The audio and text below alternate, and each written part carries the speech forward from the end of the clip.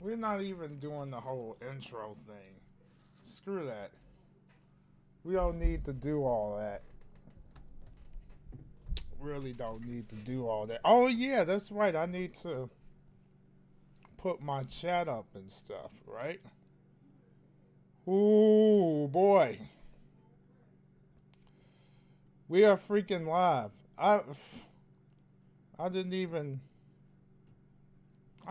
make a notification of this thing yet. Alright, I'm gonna do this like right now. Once I figure out what the heck I'm doing. I gotta find the stream again. Streamy stream, where are you, baby? There's gonna be quite a bit of background noise, so I'm gonna apologize for that in advance. Oof. Let's find my stream so that I can put all this out. Oh, there it is. Freaking yeah. I'm just using the same stupid thumbnail. I'm using the same thumbnail, bruh. I'm using the same freaking thumbnail. Let's talk. Let's talk, baby.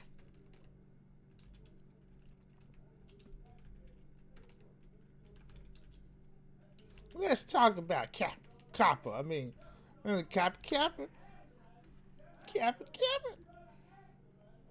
Alright. It's kind of crazy, though. I'm not streaming. I'm doing, like, this real talk session here.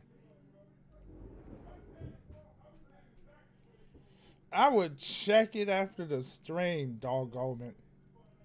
I will check it after the stream, baby. Alright. I'm gonna show y'all this, though. Yeah, da da da da. Alright, I need to stop clowning. I need to put this up in here, too. And I have to check the chat, too, to see what's popping. Let's talk about Coppa. I probably spelled clarification wrong, too, like a dimwit. I probably did. Probably did. Now I'm coughing up a storm. Alright. Dang.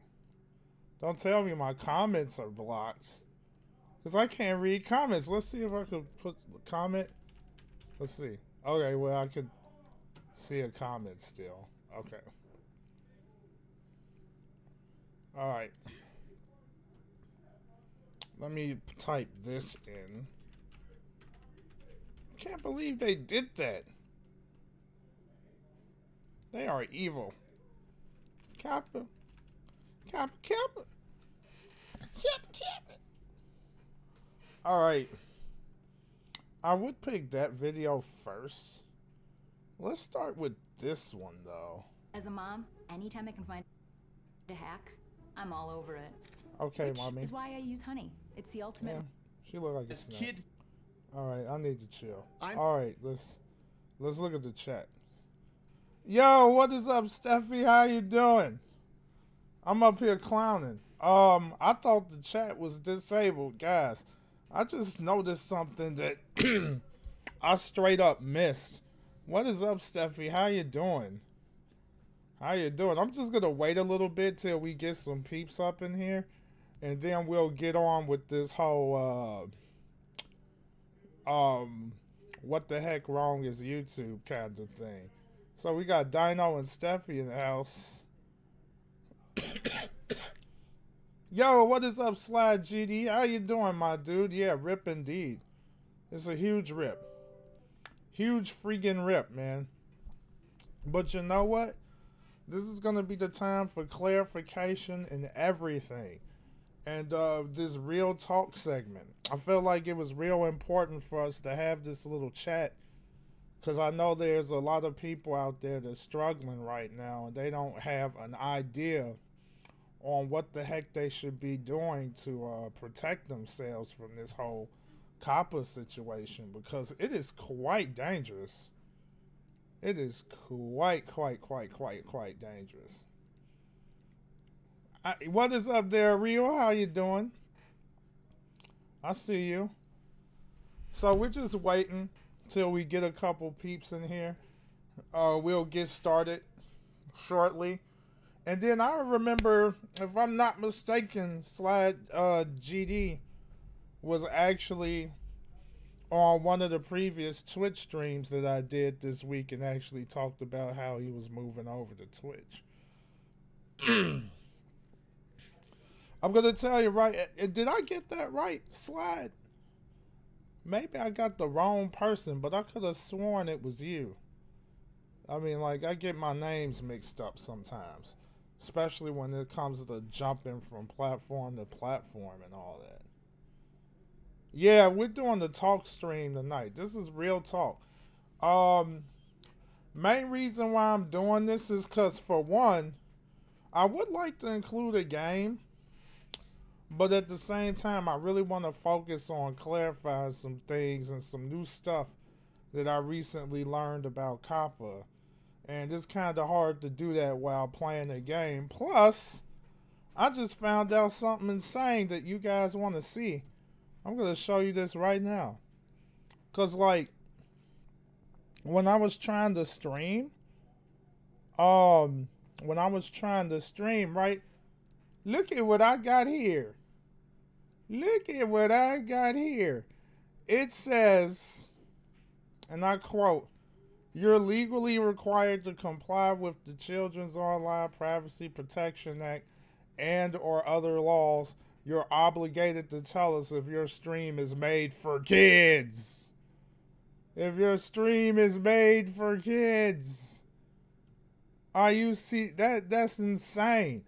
I didn't even know that streams were actually affected by this thing too.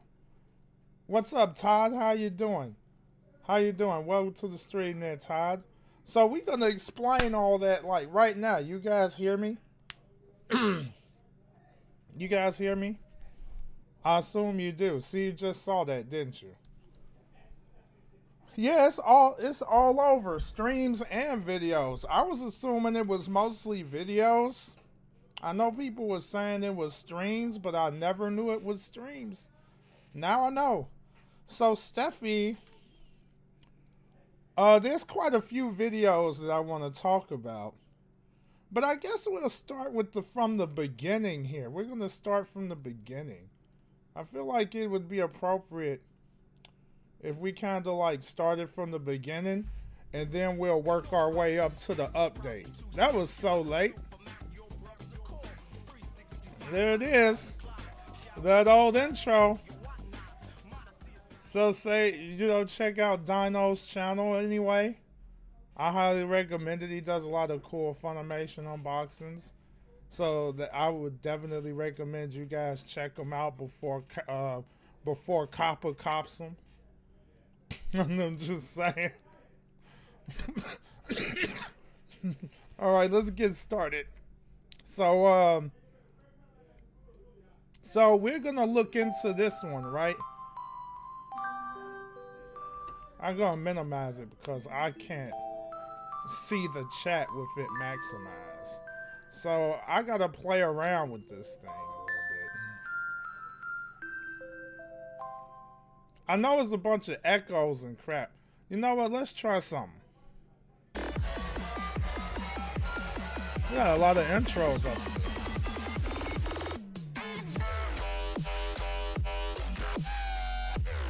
there.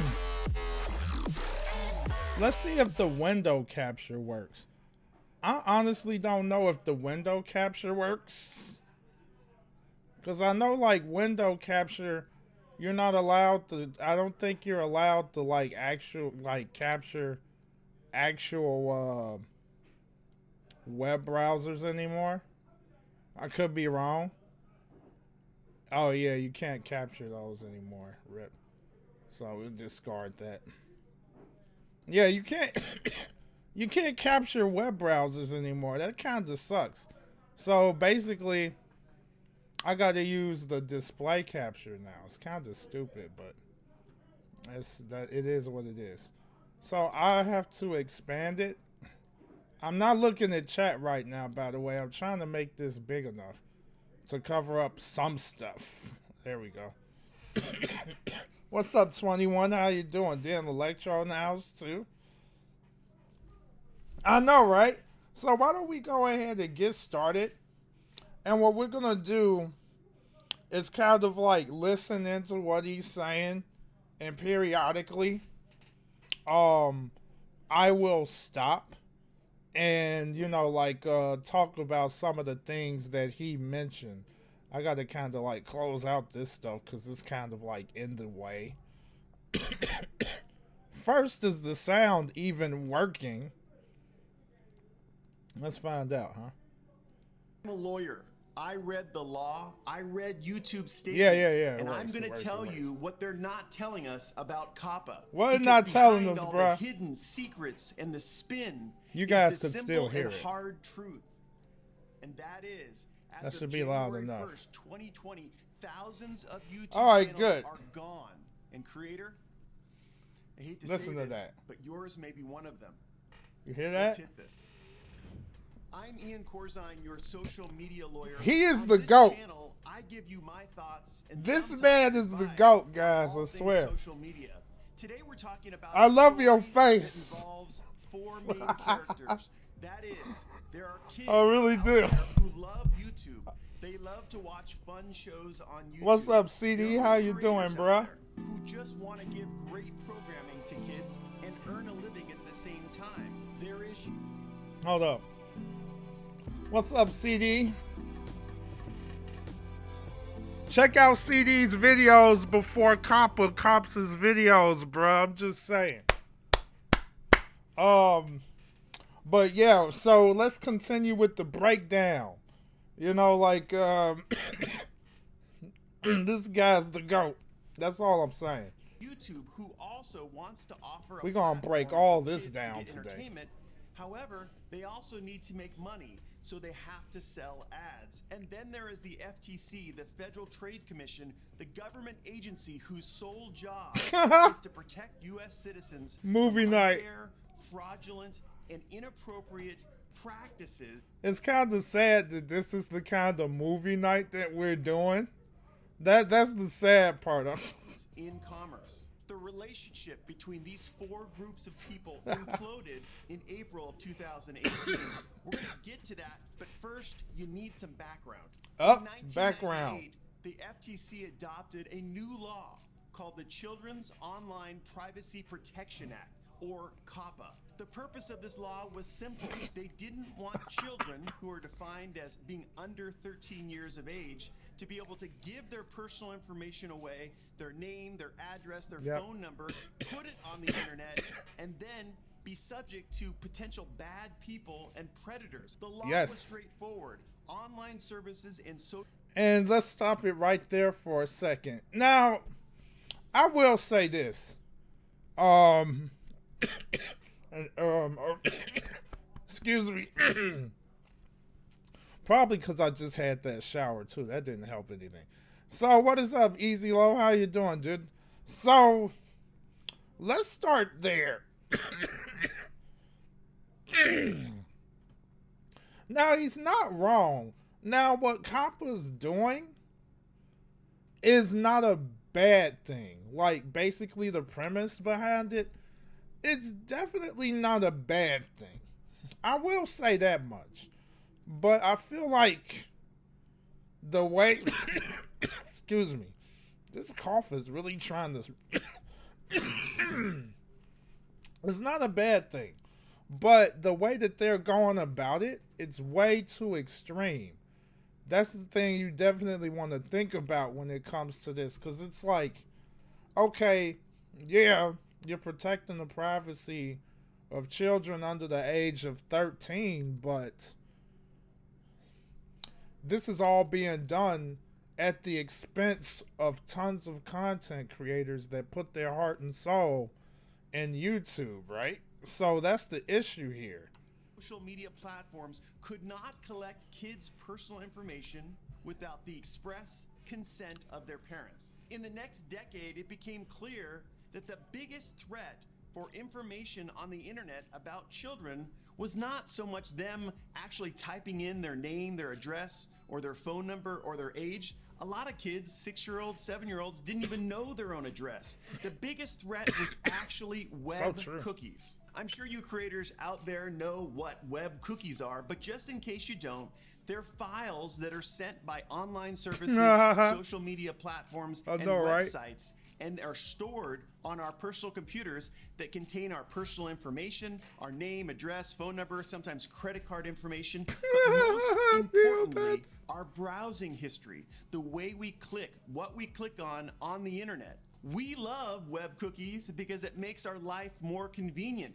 We don't need to enter in all our personal information each time we want to order cabbage from Amazon. The commerce sites and social media platforms love web cookies because that way they can get our personal information. And I'm going to pause it right there. See, that's the problem right there. The web cookies and the fact that companies can take the personal information from those web cookies. That's the issue here. They're trying to keep children's personal information from being tapped into. That's the problem. And you're not wrong, Steffi. Those Neopets, yeah. Kids should only be allowed to play with Gigapets and Neopets and Chia Pets, pet puppies and stuff like that. They don't need to be messing with no YouTube or no social media, bro. It's like a problem. But you know what? Now that you bring that up, that's another issue in itself. What are parents really doing? It's like nowadays in this generation, a lot of parents kind of like use YouTube as kind of like this thing to keep children busy. You know, especially since this is kind of like in working age now. You got a lot of parents working, and a lot of kids are kind of busy doing their own things, and that's another issue too. They shouldn't have their own accounts, but hey, if parents aren't monitoring that stuff or they're okaying stuff like this, then what can you do? You know what I mean? That's the tricky thing about this whole thing. Yeah, really, it's not controlled by parents, and they're not even trying to control it. Now, back in the day, you know, parents would control stuff like cell phone use, how much TV children watch. But nowadays, it's like they use that as a way to keep kids busy, especially if they got enough problems to worry about. And there's a lot of parents out there that's like, hey, well, it keeps them busy, keeps them out of trouble, and there you go. But they don't factor in all the other negatives that could come with allowing their kids to mess with social media. It's so, like, there's a wealth of information that's so accessible. What's up, Ali? How you doing? What's good? And see, that's the problem here. Man, that intro is too long. They can understand what our age is, our finances are, where we live, and therefore create targeted, personalized ads to us. And statistics show that personalized ads online sell more product. In the 2000s, the FTC found... See there? Personalized ads. Who does personalized ads? Google does personalized ads. As a matter of fact, there are actually other browsing services that are doing the opposite of what Google is doing. Who heard of DuckGo? Who heard of DuckGo? Where basically DuckGo, I think it was DuckGo or something like that, or DuckGo or something like that, or Go Duck. Basically, with that browser, it doesn't track your information, whereas Google does. And this is part of the problem, and you're going to see more about this. You're going to hear more about this in a minute. Found that most websites and social media platforms were complying with Coppa. They were not collecting names and addresses and phone numbers. However, They also saw that most websites were accessing cookies made by kids under 13 years of age. The FTC wanted to stop that. So in 2013, they amended the definition of kids' personal information to include web cookies, or what us lawyers term persistent web identifiers. Now, the law was, after 2013, social media platforms, commerce sites, websites could not access the web cookies made by children under the age of 13 without parental consent. Also at this time, in about 2013, kids' content on YouTube and other social media platforms was blowing up. More and more creators were joining on and creating kids' content as a means to earn a living. YouTube basically took a hands-off approach during this period, and they continued to collect ad revenue. Let's pause it right there. I'm looking at what Ariel said. That's true. But you know what? A lot of parents don't know anything about ad blockers and stuff like that. Like if I was to ask any adult in my family, they would ask me, "What is an ad blocker?" I'm serious about that. That's kind of true. Like parental blocks, telling kids no when yes, they don't tell them that. A lot of parents don't tell them that. And see, that's another problem with this society too. Society doesn't, it's like the government doesn't, it's almost as if the government doesn't even, and political officials and all that stuff, they don't even think about what the parents are doing to solve a lot of these problems. Where they want to pin problems on video games, but the problem is, where are the parents to teach these kids the difference between right and wrong, what you should do, what you should not do? But you know, that's another whole nother discussion altogether. If they were ever approached about the 2013 amendment to Coppa, they said, listen, it's not applicable to us because YouTube is for kids 13 and over. The FTC seemed to buy it because for 6 years or so, they did not enforce the 2013 amendment on YouTube. But in the next few years, the statistics showed that kids continued to use YouTube and other social media platforms as their main entertainment source. I guess in 2016, 73% of kids 8 to 11 were using YouTube regularly on a weekly basis. For 12-year-olds, over 87% were watching YouTube for many hours per week. And then the implosion happened. In April of 2018, 20 child advocacy groups filed a complaint in the FCC against YouTube. They complained that YouTube was lying when it said that the platform was for kids 13 years and older. They argue that there were millions upon millions of examples of content on YouTube that was geared directly to kids that were younger than 13 years of age. Let's pause it right there. And they're not lying. Dude is not lying. What's up, DP? How you doing, my dude? Man just spitted facts right there. He was not lying when he said that. Like, YouTube was basically lying. They were saying, hey, all our content is 13 and up. They literally said that. I don't know how the FTC actually like just bought into that instead of looking into it. But think about all the videos that you guys have seen over the years. How kids are becoming part of video production. How children are actually in the videos. There have even been times that there were channels made by kids that wasn't even of legal age to even be using YouTube, period, to make videos. Think about how insane that got.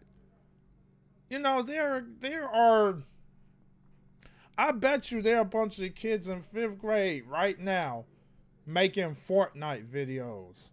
And they didn't even graduate 5th grade yet. You know how crazy that is? I mean, like, you...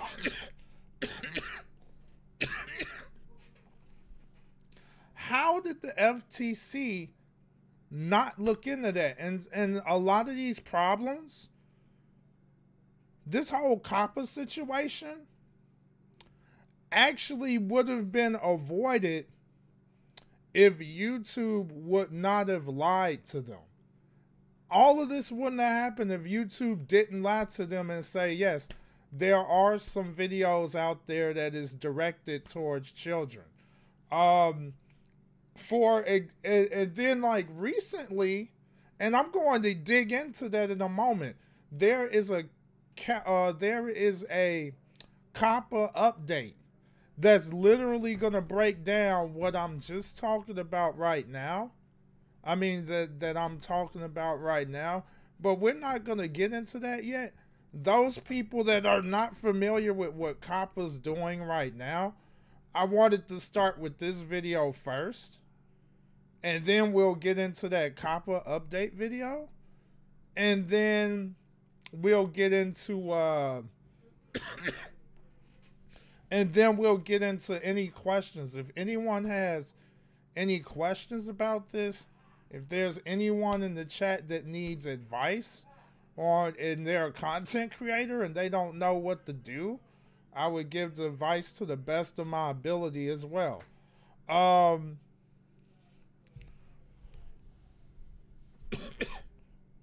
It really wasn't. And you're right, CD. And that information we're going to show later. And just a quick update, because I didn't know about this. Take a look at this, guys. Look at that. Streams are going to be affected by this as well. So if you're streaming Mario Maker on YouTube, if you're streaming anything that could be geared towards, that could be appealing to children, and you're streaming it, you're going to have to say if it's kid-friendly or not. And if it's kid-friendly, comments are going to be taken away. Notifications are going to be taken away. And we're going to talk more about that in a moment. So let's hear them out. They even said that YouTube's algorithm was specifically programmed to funnel kids' content and bring in kids younger than 13 years of age on the platform. I had to pause it again because of the word algorithm. Good point, CD. That automated system is flawed. And look what dude just said. The algorithm is being guided by personalized ads. It's all linked together. There's no separating the two. Like, the algorithm is going to change based on what ads are being pumped out. It's crazy. The advocacy group said that this was a blatant violation of the FTC's 2013 amendment, and therefore YouTube should be barred from having kids content on the platform. Facing big political pressure from these advocacy groups, as well as possibly the executive administration, the FTC filed a civil complaint against YouTube. It alleged that YouTube violated the 2013 amendment and that YouTube owed it $42,530 per violation of this amendment, and that YouTube should be forever barred from marketing to children who are under the age of 13 years old. YouTube settled this civil complaint in 2019 and forever changed the platform and creator and viewers' experience on the platform. As a part of the settlement, YouTube agreed to pay a $170 million fine and to stop providing kids content on the platform, and a lot of other changes to the platform that we'll get to in a moment. All right. So I'm going to pause it there right now for a moment because they did mention an interesting thing. What is up, Michael? That's what we're doing right now. What is up, Baller? How you doing? Welcome to the stream, my dude. We're breaking all that down right now. Fortunately, you showed up at the right time. People in the chat will definitely help get you up to speed. But as of right now, what was just mentioned, I kind of missed what he was talking about at that point. My mind kind of... $170 million oh, yeah. fine. And there we go. Dino mentioned not too long ago today that that fine that YouTube is agreeing to pay, that's not even all the money that YouTube has to pay. That's only part of it. What's up, Faz?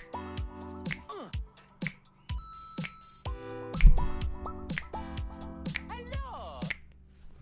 What's going on, my dude? Check out Fez's videos before Coppa cops him. I'm just saying. So what the heck was I saying? Oh yeah, it was about that fine. That they was supposed to pay a heck of a lot more than that. But in order for YouTube to save their skin, they cut a deal with the FTC where basically they'll pay that fine, you know, a little bit over $120 million, make sure that all the content on their website, on their site, does not market, doesn't promote ads to children under the age of 13, and they're going to give the FTC power over YouTube, meaning that they get to, I didn't mention this in my video, the FTC will get to scan all of YouTube to see what videos they believe is kid-friendly and what's not kid-friendly. Yeah, that's it, 170 million. And to break it down to you, Michael, in short, the reason why this whole Coppa thing is going on is because YouTube lied to the FTC. The FTC wanted to protect the privacy of children by preventing the ability to obtain personal information from cookies, and they asked YouTube, "Hey, is your content sending ad using personal information of children under the age of 13 to target them for different things, whether it's ads, being exposed to predators and stuff like that?" And YouTube said no. We're like, all of our content is made for people 13 and up. YouTube did not tell the FTC that they had kid-friendly content. They did not do that.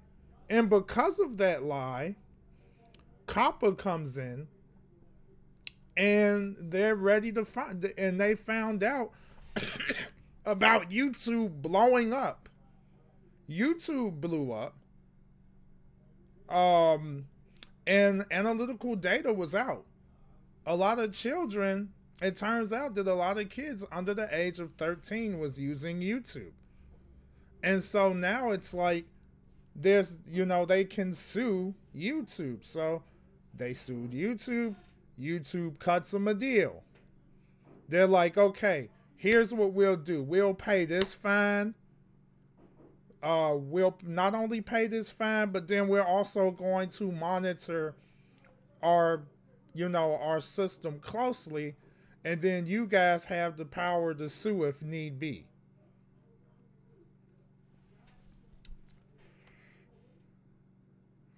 There's a lot of things that YouTube does, Michael, that they not only promote things that they shouldn't, but they also help those that gives them something in return.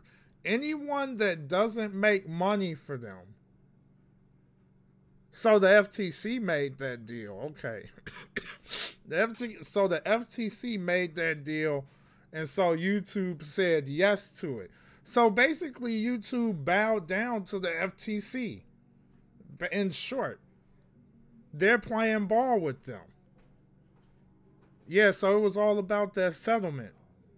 And that's why we're in this situation. If YouTube did not lie to the FTC, none of this would have happened. None of it. Let's keep moving. Now we're going to get into the juicy part of this video. Stop providing kids content on the platform, and a lot of other changes to the platform that we'll get to in a moment. What's really bothering me right now is that YouTube is not telling us the whole story about Coppa. They admit they were sued.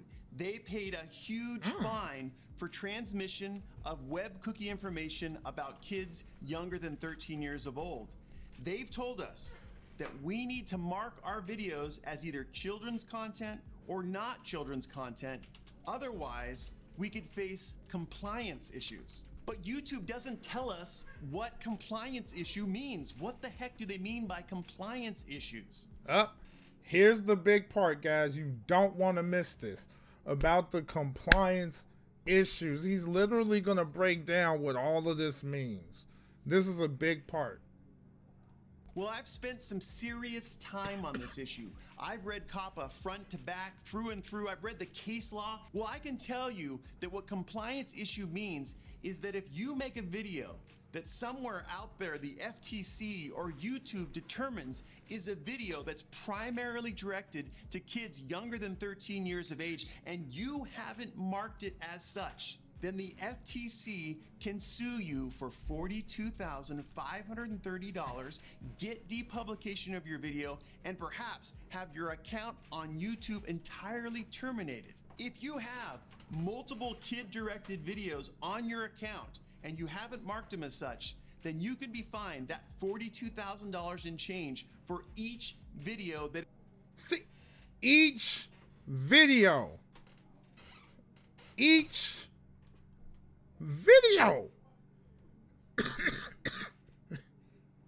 You know how messed up that is? That's a lot of money that someone's going to be fined. That's like equivalent to a death sentence, to be honest. So all because of a simple miscalculation or a mistake in marking your video, and you can get fined for every single video. Heck, you might as well make every single video kid friendly then. Really? You might as well make every single video kid friendly so you don't have to worry about getting smacked with a fine. Let's see what's going on in there real quick. Let me close this out for a second. Well, not that. That.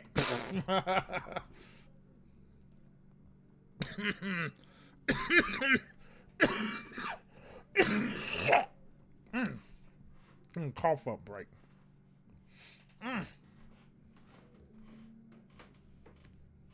I got you.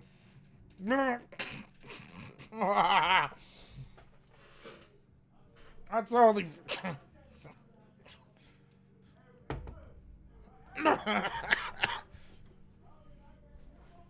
Well, just gonna have to deal with that. I was.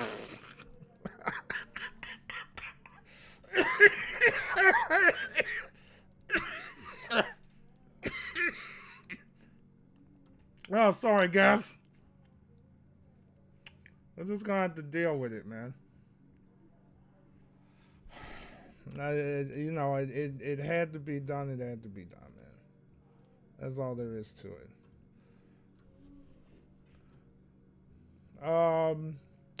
But anyway, let me fix this real quick.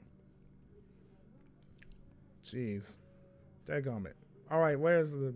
Let me close that out for a second.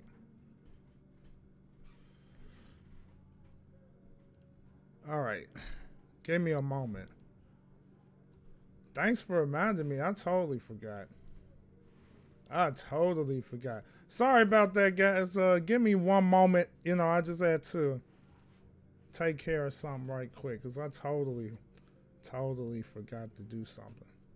All right, back in action. It is a violation of the 2013 amendment and the FTC settlement with YouTube. And what's really disturbing is I'm told about the settlement, YouTube contemplates that the FTC will perform periodic sweeps of YouTube and they'll identify creators that aren't marking their videos appropriately or have marked their videos the way they believed it was appropriately, But the FTC or YouTube determined it was kids content, and Hey, therefore oh, the what's up, FTC Toad can Gaming? bring a How you lawsuit doing? against those It creators. does suck. Can you imagine if you were a creator and you made a video that was primarily directed at 15-year-olds, but the FTC or YouTube disagreed, and therefore they said this was kids content?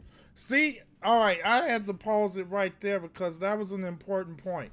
So you're telling me that they can just make a you can make a video and it's clearly not intended for kids, but yet they make a judgment call and look at it like, oh, this game that you're playing appeals to children, so we will label it as such.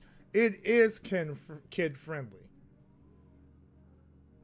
Big problem right there. Because Steffi mentioned not too long ago that there was a person, I don't know how, none of us really knows exactly how true it is, but there was a person's video that was actually South Park related. And the person said that the video was labeled as non-kid friendly, but either YouTube or FTC turned around and said that it's kid friendly because it's a cartoon. And he even tried to dispute that to say, yo, this is not a cartoon for kids, but they sees it as a cartoon, and boom, it turns into a kid-friendly video, and guess what? The kids is exposed to all kinds of ridiculous stuff that is more adulterated found in South Park. That's an issue.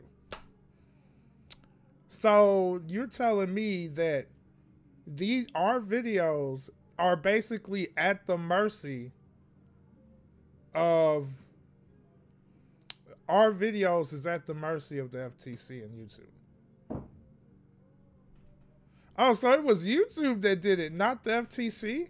So it was YouTube that made that call. Wow, really? You would think that YouTube would know about that. Wouldn't they know what South Park is?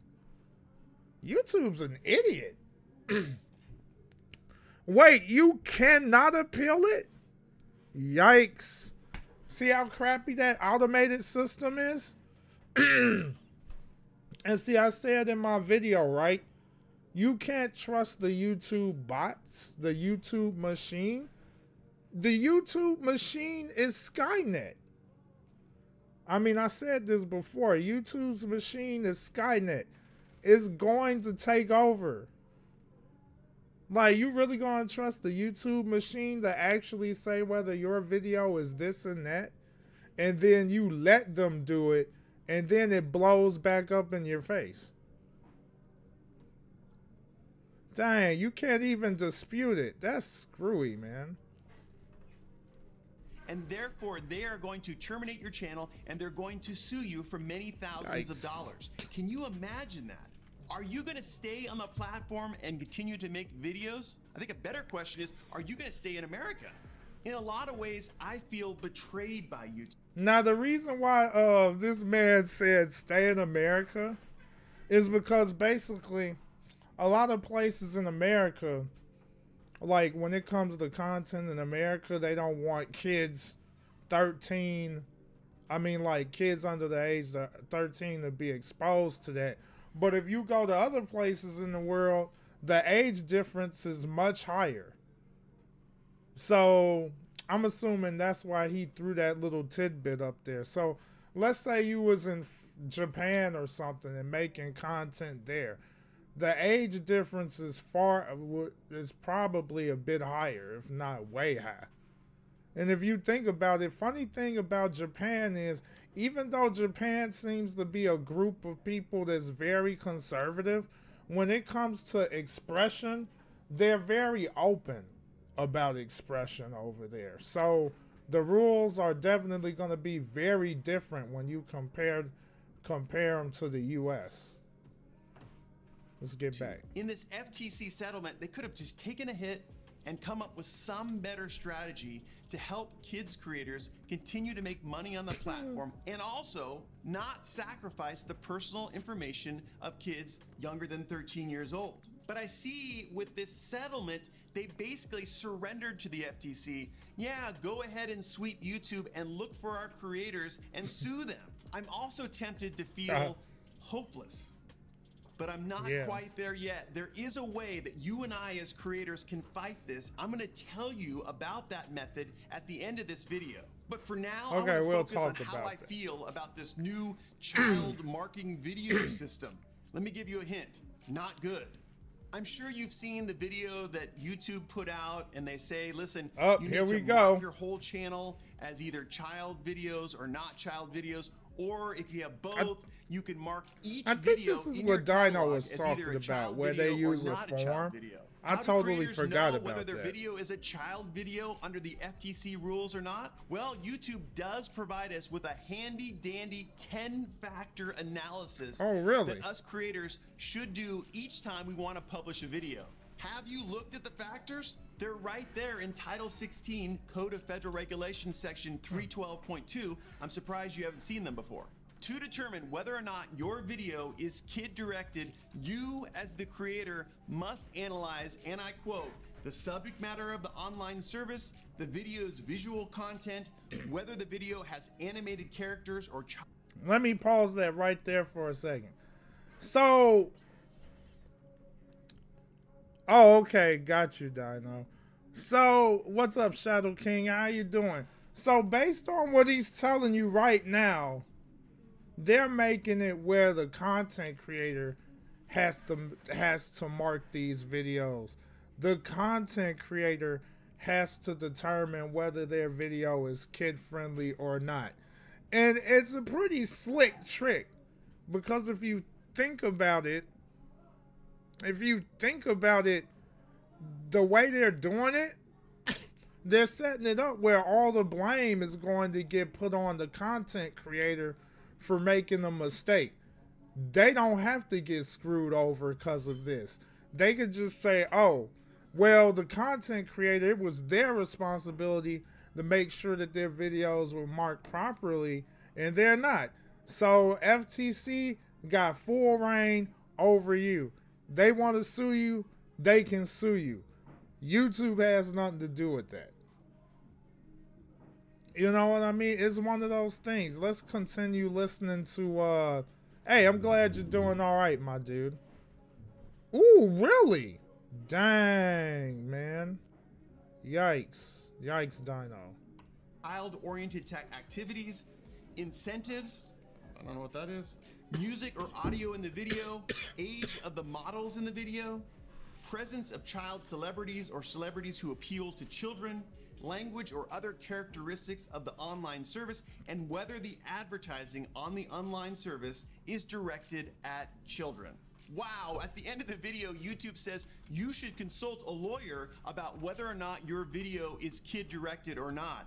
Listen, I'm a social media lawyer. I've read through these factors multiple times. They're written actually by administrative officials and not legislators, and I can't even tell what they mean, let alone give advice to creators about whether or not they factor in favor of kids content or not kids content. Going through these factors leads me to the undeniable conclusion that YouTube failed to tell us, they did not disclose that these 10 factors are unworkable on a day-to-day basis. There you go. What's up, Sonic Master? How you doing? There you go, right there, ladies and gentlemen. That these things that this vague checklist, a lawyer, a social media lawyer. This dude is a social media lawyer, and even he cannot determine whether a video is actually kid-friendly or not. And he's saying that this checklist is useless. That there's not definitive proof. These things could change every day. It's just like the YouTube algorithm, where the YouTube algorithm never stays the same. Same can be said for what's kid appropriate and what isn't. All of that can change in the blink of an eye. You know, all of that can change in the blink of an eye. Okay? But let me pull something real quick. Pull something up real quick for you guys. Let me get this real quick. So, I mean, like, YouTube is in a very dangerous state right now. Extremely dangerous state. To the point where one slip up and you're grass. Your butt's grass. I'm telling you right now, make sure to follow me on Twitch if you haven't done so already, so that you would not miss out on all the content that I still provide. I have been streaming on Twitch for 2 years. Well, almost 2 years. I was streaming on Twitch last year because I know some people, for whatever reason, thought that I was gone all this year. No, your boy was streaming on Twitch for the past 6-7 months. Ever since the month of what, February? I didn't go anywhere. I was just on Twitch the whole time. You know, literally, Michael, they're going to have to take it the hard way. It's too dangerous. Also, make sure to follow your favorite content creators as well. Because there are a lot of content creators that's deciding to move over to Twitch. Especially if they're streamers. Wherever your content creators is moving, I highly advise that you guys follow them there. Because you don't know what's going to happen with, you're not going to know what's going to happen to YouTube once January hits. For all we know, tons of channels could already be gone by the time Happy New Year pops up on the television screen. You just don't know what's going to happen. You know, it sucks that people has to do this, but I mean, I feel like, honestly, I feel like it's smarter. And I'm not saying this to have a big head, or I'm not saying this because I feel like I'm the smartest person in the world. But I moved from YouTube for a reason. I didn't just move away from YouTube because I felt like doing it. I moved because I wanted to be somewhere where it would be safe, that I would not, no one would not lose, I would not lose the community. Nobody will be lost. They will know where I am. That's one of the reasons why I streamed on Twitch last year. Now, last year, yep, exactly there, Toad. Like, last year, I wasn't streaming on Twitch, like, 100%. But I was literally streaming on Twitch, like, every so many days, every week, as of last year. But it just so happens this year, in January, was the time that I made my move to Twitch completely. Because I felt like there was a lot of heat. A lot of bad things that was happening. Exactly. It first started with Google+. It first started there. But then, as time went on, you hear more and more crazy stories about what YouTube is doing. YouTube is literally turning into Skynet. Literally turning into Skynet. Now, if you guys are worried about my content being completely different on Twitch, no, it didn't change at all. It's just that people they can do more there, and they can get more there.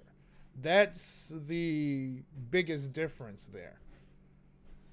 You will enjoy it. All the streamers that I encourage to move over to Twitch, well, not just me, but other people too, and mostly this Coppa situation really pushed the envelope. the people that did move over to Twitch, those people are enjoying Twitch 100%.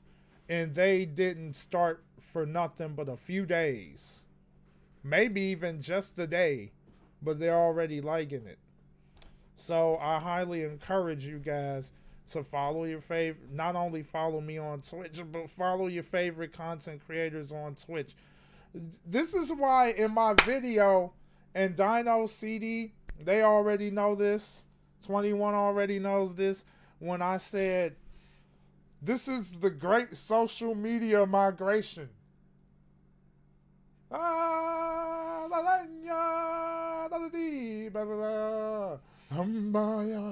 That's exactly what's going on right now, guys. It's the great social media migration. That's what the world is happening right now.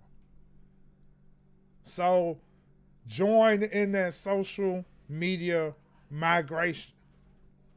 I'm just saying. All right, let's get this video rolling again. I can think of dozens of examples of videos that have like kids themes but were made for adults. I'm thinking of Emma Chamberlain and her collaboration with Jojo Siwa, Cody Ko's kids content, or what about the channel What's Inside, where Dad Dan and his son Lincoln cut open stuff to see what's inside. Is it a kids channel? Is it an adult's channel? I watch it all the time and I'm an adult, but it has kid themes. Does What's Inside have to mark all their videos as children's content? If they don't, are they gonna be sued by the FTC? And I was just thinking about creators that have swearing in their videos, but they also have kids content. I mean, just take example of Cody Ko, kids. Didn't he just say it? We just talked about that. We just talked about that. Where you're playing a game that appeals to kids, but you're cursing in your video or stream. They could still judge it as being kid-friendly because of the simple fact that they're playing a game that appeals to kids, regardless of the language. That's another reason why I had a problem with that vague statement when they said that one of the things that you have to assess is if the language that you're using is meant for children.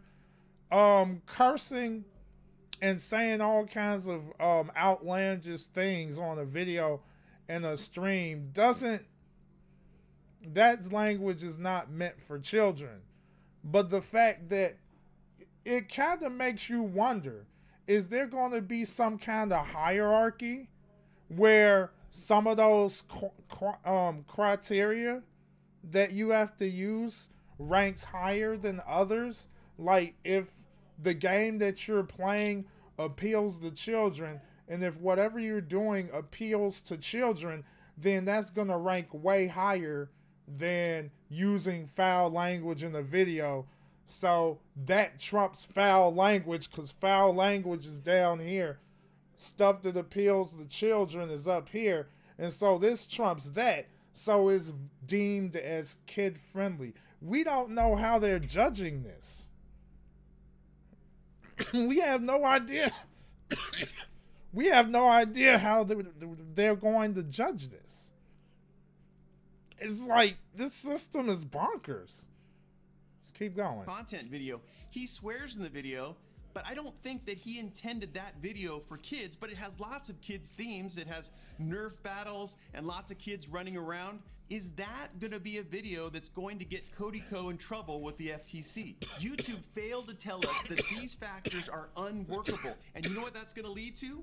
It's gonna lead to chaos. Creators are gonna be in the unfortunate position of not knowing how to properly categorize their content. Since the penalty And since you don't know how to categorize your content, you might as well make it all kid-friendly so you don't have to worry about getting sued. But what's going to happen to you when you become kid-friendly? That part of the segment in this video is coming up real soon, guys. Real soon. For messing up how you label a video are so steep. $42,530, the loss of the video, the loss of the channel. These creators are going to be stuck. Ultimately, I think that these creators are going to be in this position where they're going to err on the side of labeling their videos as kid-friendly videos just to avoid the bare possibility that the FTC or YouTube would come in and do that automatically. And that is a shame, because creators of videos that are deemed kid directed are going to lose so much. I haven't even told you what they're going to lose. As you know, as of January 1st, 2020, YouTube is going to require that all videos uploaded to their platform are marked for kids or not.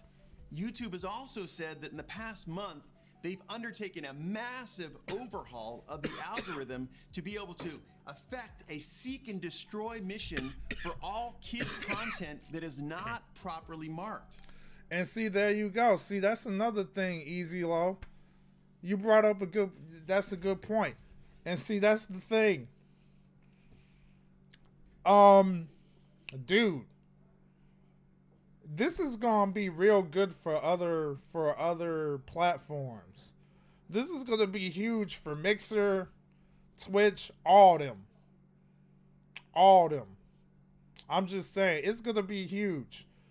I would say maybe a little bit more huge than Twitch, because of the simple fact that Twitch is that thing that's really huge in regards to streaming, which brings up a point that I really have to bring up.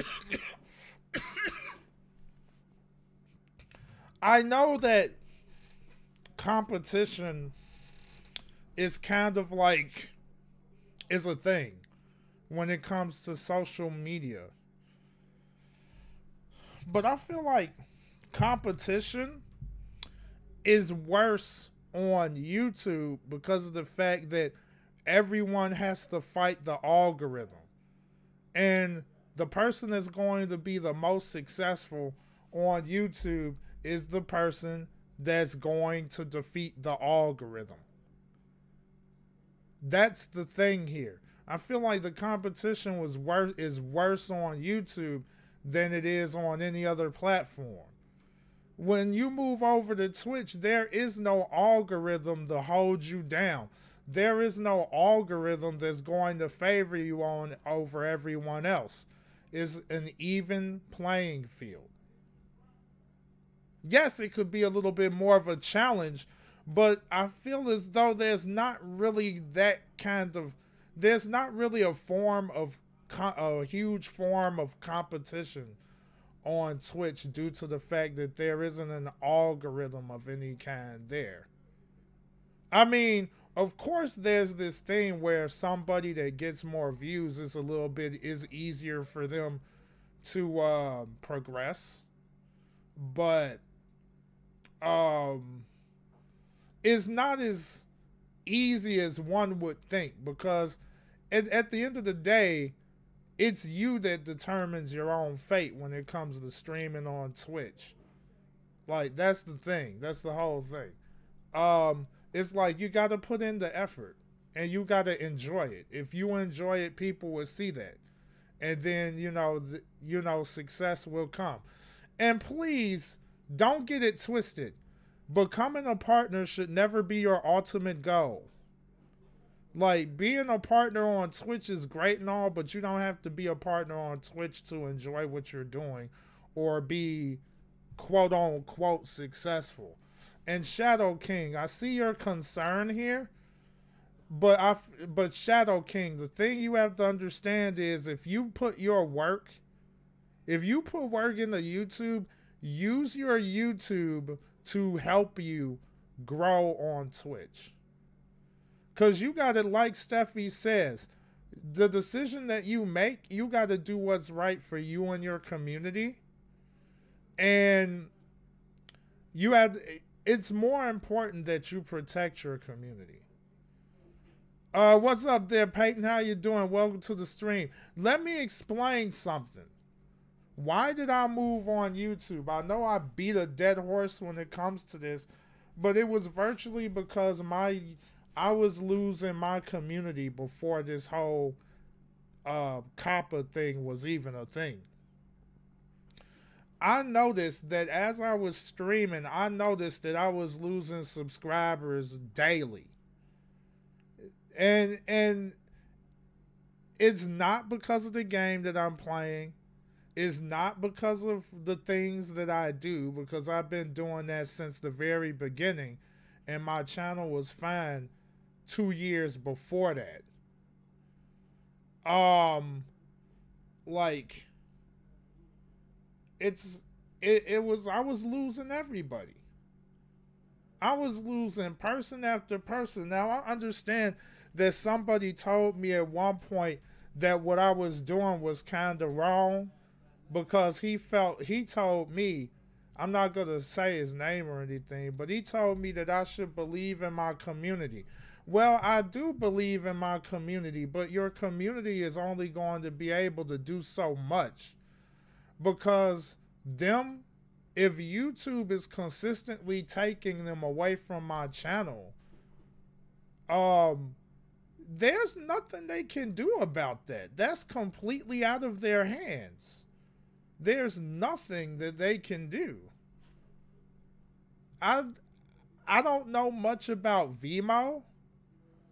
I would look, I would tell you this, Frog. I would look into that before I jump into Vimeo. Because I don't know anything about Vimeo. I mean, there's actually some platforms that I know more than Vimeo. I know nothing of that, actually. But I feel like, I mean, I even knew D-Lav more than I did Vimeo, but that's another story in and of itself. But I would look very carefully before I plunge into Vimeo, though.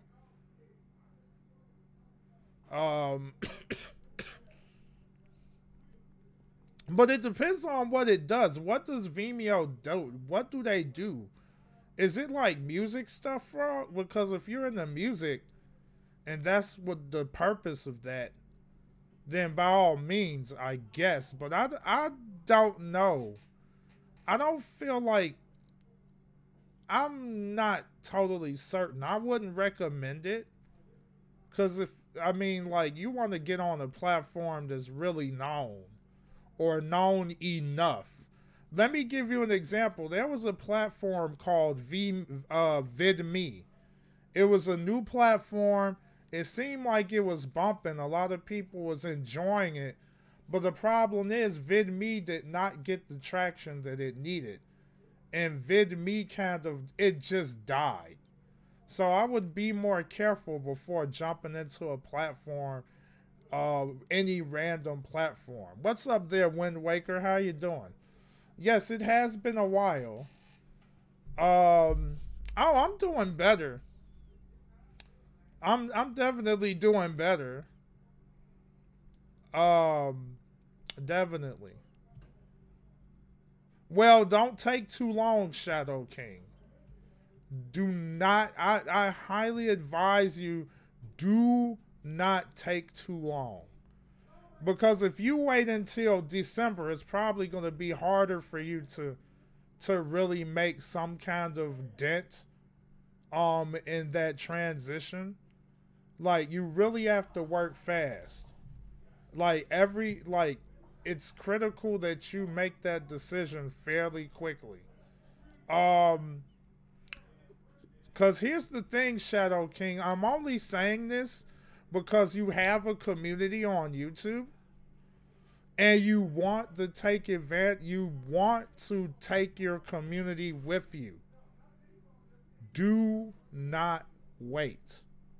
Because if you wait till January and the worst happens, you may not have anyone left to bring with you. That's the reason why you don't want to wait. You don't want to sit on this too long. That's why I say this. Oh yeah, thank you, mods. Thank you, Dino.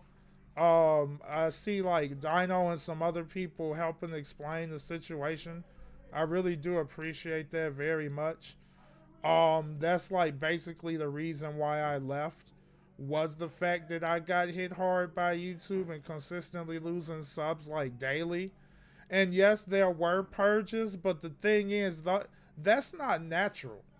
There was actually a gentleman that lost more than half of his community in a single day And that broke him. And that literally broke him. And he didn't even know if he wanted to continue thriving, if he wanted to continue doing content. And then he made the decision to move to Twitch because the pressure was too much. So what would happen if you have an inaccessible account? Well, basically everything would be gone. You'd be lost. You lose everything, basically. I mean, yeah, you could turn around and make a new channel, but basically everything's lost. And then imagine, imagine if, you didn't know that they're on another platform and everything is gone. Well, they're gone now. You don't even know where they are. So that's why I'm urging you.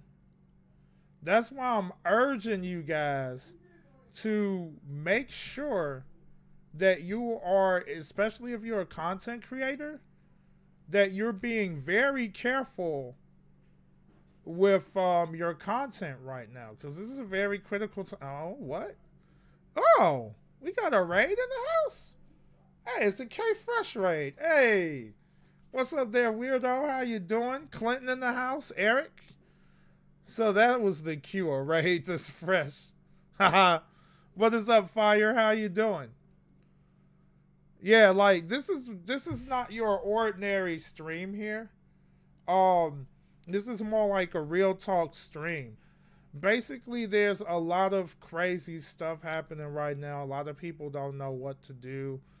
And so I've made the decision to postpone any like gaming streaming for right now.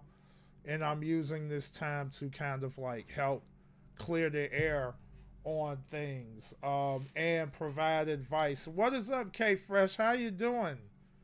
Thank you for that crazy raid, my boy. Somebody somebody get K Fresh's channel link in here and drop it in here. And you know what, K Fresh, I'm actually glad that you're here. Cause I do want to talk to you. Cause like I'm not trying to put you on the spot or anything.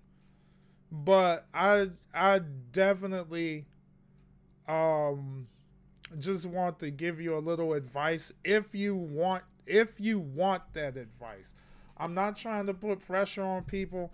I'm not trying to tell people to do something they don't want to do. All right, hey, you have a good one there, weirdo. Thanks for stopping in, my dude. Because I was thinking about you for a while. Thank you so much there, 21. I appreciate that. That was clutch. Check out the homie K Fresh. Show him some love, man. Like, my only advice to you is make sure that you're thinking about like I said, I'm not trying to force this on you or anything, but this whole Coppa situation is extremely dangerous. I really want you to look into it, research Coppa, watch this video that I got up here in full detail. Because whatever's going down next year, there's a lot of uncertainty regarding the future of YouTube and what it could mean for fellow content creators. So definitely make sure to watch this video and others that we're talking about right now. Because the last thing I want is for all that hard work that you put in to be lost by the end of next year. This is just a very dangerous situation. Nobody knows what's going to happen. Because channels could potentially get wiped out, and I don't want that to happen to you. So after you look into that, you can talk to me, You can talk to Steffi. You can talk to Rigo, whoever you can get in contact with, and just, you know, ask questions, ask for advice, whatever the case may be. No problem, my dude. Don't want you to suffer, man. Like, this is too much for people. All right, let's wrap up this video so we could get on to the next one. So even if you don't mark your videos, YouTube is going to do it for you. Heaven help the creator that's now been assimilated as a kids creator. Here's how those kids creators are going to be marginalized. First off. All right, so I hope y'all get to see that.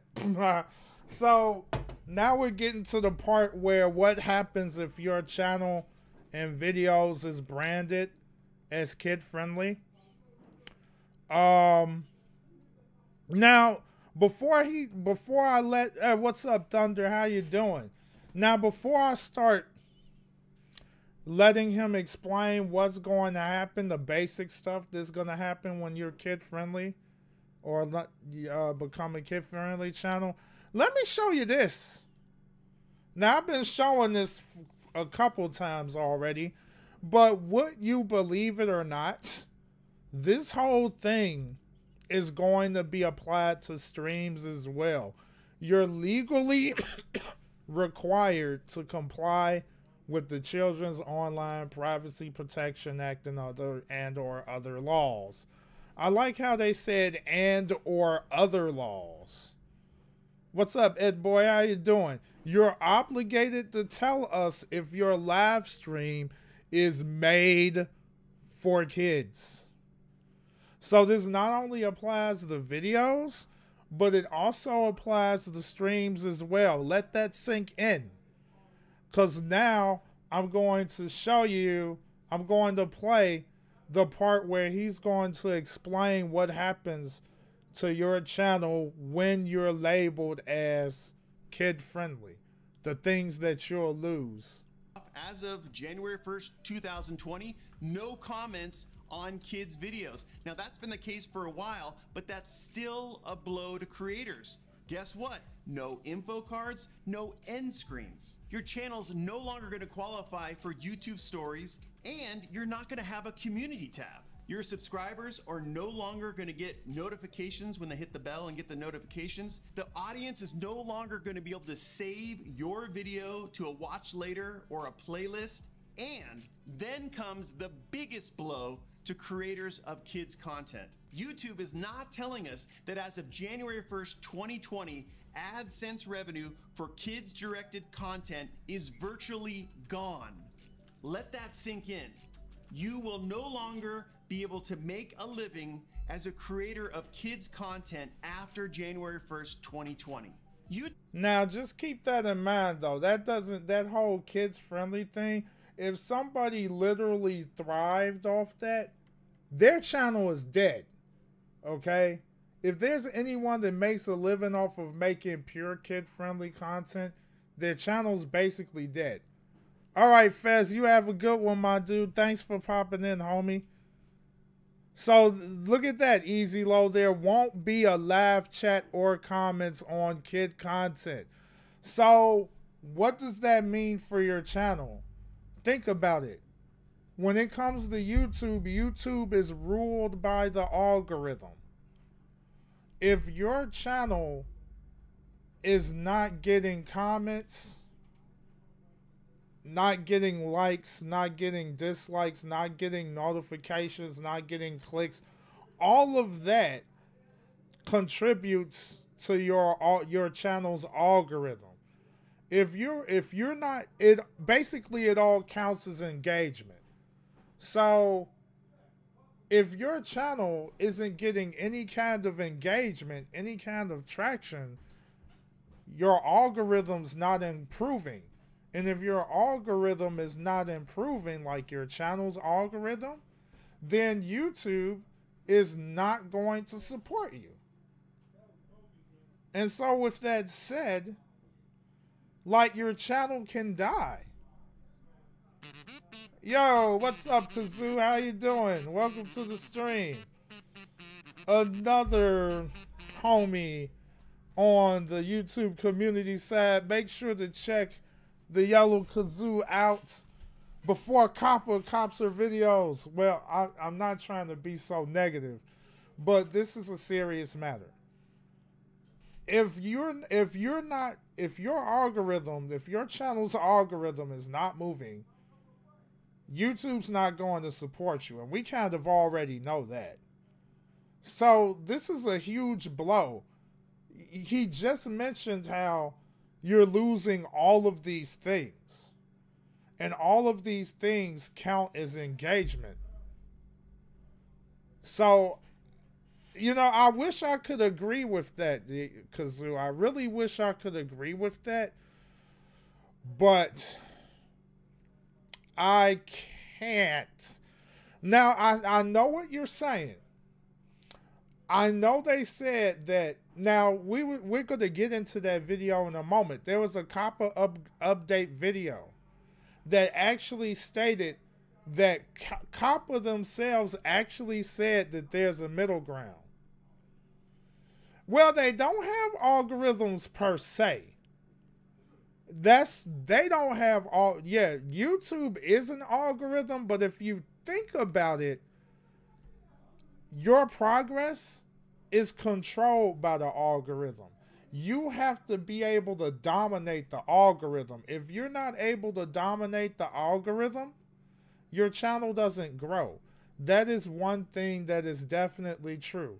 For example, if you don't know how to title your videos, if you don't know about the latest tech when it comes to the algorithm changes, you're out of the loop. There have been many times where I would lose ground. This was before I did Nintendo. There were many times that I lost ground because I didn't completely understand the algorithm. And I wasn't able to boost my analytics. So, yeah, I get what you're saying, that every channel doesn't necessarily have an algorithm, but the truth of the matter is, it kind of does. Especially if your performance can influence how your channel moves. There have been a lot of times where my channel didn't move because, you know, my algorithm wasn't improving. Let's see. I don't, yeah. I don't rely on content creators because, like, the thing is, if his videos, if he's explaining it, here's the problem. Really, the algorithm isn't the biggest problem here, but it's a factor. The biggest issue here is Coppa. That's more dangerous than the actual you arguing about some. This isn't even an argument or a debate over an algorithm. It's more about what Coppa can do. That's the biggest concern. Because the thing is, algorithm isn't going to stop Coppa because Coppa is a government policy. That's not a YouTube thing. That's something from the top. That's something from the government. So we can't, there's nothing that YouTube or any of us could do to actually put a stop to that unless that petition, you know, prevents YouTube from doing this thing that it's doing. I'm going to finish this up. YouTube has told us explicitly that personalized ads will not appear on kids' content after January 1st. They've been a little secretive about whether or not any ads will appear on kids' content. My personal opinion is that some ads will continue to be on kids' content, but they won't be targeted, they won't be personalized, so the CPM rates for those ads are going to be low, and creators making that kids' content are not going to earn a lot of money. So working hard, trying to entertain kids from around the world is not going to be a viable job going forward in 2020. Kids creators? Oh, you know what? You wasn't here when I said this, Kazoo. You know that all of this would have been prevented if YouTube didn't lie to the FTC about them actually having content that appeals to children under the age of 13.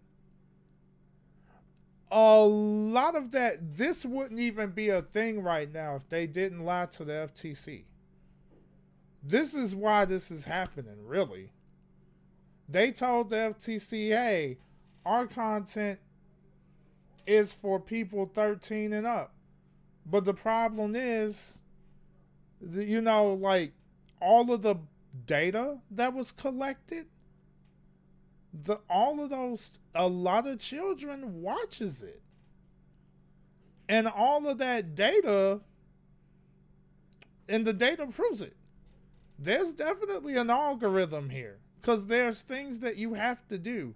Tagging your videos. Coming up with the most trending titles. All of that is an algorithmic, if that's even a word, type of thing. But, you know, I'm not here to debate that. So I'm going to continue I hate on. to say it, but you're a dying breed. But this doesn't necessarily have to be the case. We as creators can rise up and fight against the consequences of this FTC settlement with YouTube. How do we do it? You can join me and other creators like Daryl Eves and Roberto Blake and Jeremy Johnson, and you can sign a petition written to the FTC requesting clarification and reconsideration of rules so that these draconian penalties that do exist and are going... All right, I could actually stop that there because now it's just another plug. Now, I do want to talk about this petition thing, right? Now, what? There it is. Now, this petition is important. It's definitely gaining a lot of traction and it's growing about a minute. And you know what?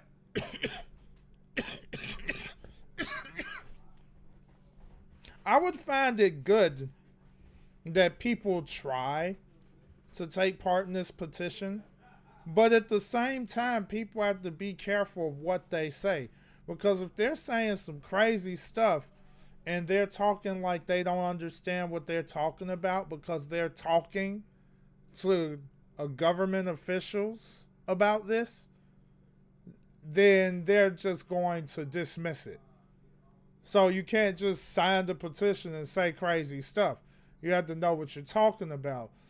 And, you know, it's good to do something like this to save, to try to save YouTube. But I would not sit on this. I would not say, oh, the petition's doing good, so there's no worries. Like there's no worries.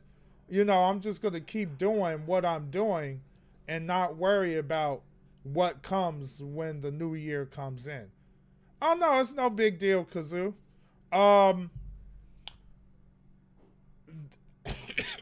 You have to do something to at least protect you and your community. That's the primary, the most important thing here. You want to let people know that you're on a different platform. You want them to follow you on that platform. So if the worst happens, people will still know you exist. People still know where they can find you. That's why it's so important to do like what that phrase that Dino always mentions. It's important not to take all your eggs and put them in one basket. Because what's going to happen if you're walking on a building and you drop the basket over the building? Well, all your eggs are going to crack and you don't have anything. You want to spread that stuff out. You want people to know where they can find you. You want to have a Twitter. You want to have a Discord. You want to build, you know, build a Twitch or Mixer, whatever it is that you want to use. You've got to let people know that you're there so that you don't lose your community. your viewers don't lose you. So I highly recommend that you guys make sure to spread your social media out. Exactly, Steffi. Exactly. A great fall. A fall that you will not recover from. Because trust me, if you sit there and wait, and then January rolls in, Happy New Year! And then you look at your channel and everything's gone, and you didn't even get the chance to say anything, it's gone. No one would know where to find you. No one. And then you're gonna be sitting there like, da, da, da. What am I gonna do now? Well, you can't do anything. You waited too late. It's imperative that you take proactive measures. See, some people thought I was freaking crazy. I'm you know what? I'm just gonna be real with you. Some people thought I was freaking crazy back in February when I did what I did this year. They're like, this man's nuts. This man just up and left. Well, it's not that I left because I wanted to. I mean, I built memories on this platform. I made friends with people on this platform. Do you think I really wanted to just throw all of that away? No. No, I didn't. But what am I going to do? Just sit there and take the chance on losing the community? Heck no. I'm not doing that. I'd be stupid to do that. That's why I did it. And I was that crazy guy to do it too. I remember Retro when he tried out Twitch one time, and he said I was the pioneer of I pioneered moving to Twitch, bro. That was funny. I actually found that kind of funny. I don't think I was the first person to make that move, but maybe I was. At least the first person within our network, I guess. I don't know. But it was a funny thing. It was a funny thing. Like, I wasn't going to sit there and wait. And then on top of that, the year prior, I was busy doing Twitch and YouTube at the same time all last year as a way to prepare people for when that move, if that move happens, they're already prepared. And now it's to the point we're sitting in this crappy situation, and I don't have to panic. I really don't have to panic. But at the same time, I don't like what's happening to everybody either. This man Walking Dead. What's going on? And see, that's another thing. They might do that. They gonna be like, ooh, Walking Dead, kid friendly. And then like zombies is eating children's guts, and then they're gonna be the ones looking stupid. That's exactly right. That's exactly right, Walking Dead USA. Oh, really? I did not know that, K-Fresh. That's crazy. That's crazy if that's true. But you know what, K-Fresh? If you started on Twitch, that actually would be extremely hard because you didn't have people with you at that time. You was literally starting fresh, no pun intended. But if you was to do it now, Twitch would be a lot better for you because you're bringing a community over with you versus just going in by yourself. Wait, you're still an affiliate? That's freaking bonkers. Wild. Wild, man. That's freaking bonkers. Um, that's crazy. If you already started at Twitch, but now you're on YouTube now, if you make the decision to move over to Twitch, man, you're gonna be set. That's crazy. You're still an affiliate? Wow. Dang. Well, if that's the case, if that really is true, and you decide to make that move, sheesh, that'd be highly advantageous for you, if that's the case. This law is such a society. Well, you know what? It was YouTube's fault anyway, so we can't really blame society on this one. It's more like YouTube lied, and so now society decides to strike back. So, just like what Dino is saying, like, I think you already know what's wrong with your name, bro. That's why I'm not reading your name. Simple as that. No disrespect. Going into effect on January 1st are not felt. See, now he said this is going into effect immediately on January 1st. Hey, what's up, Flair? How you doing?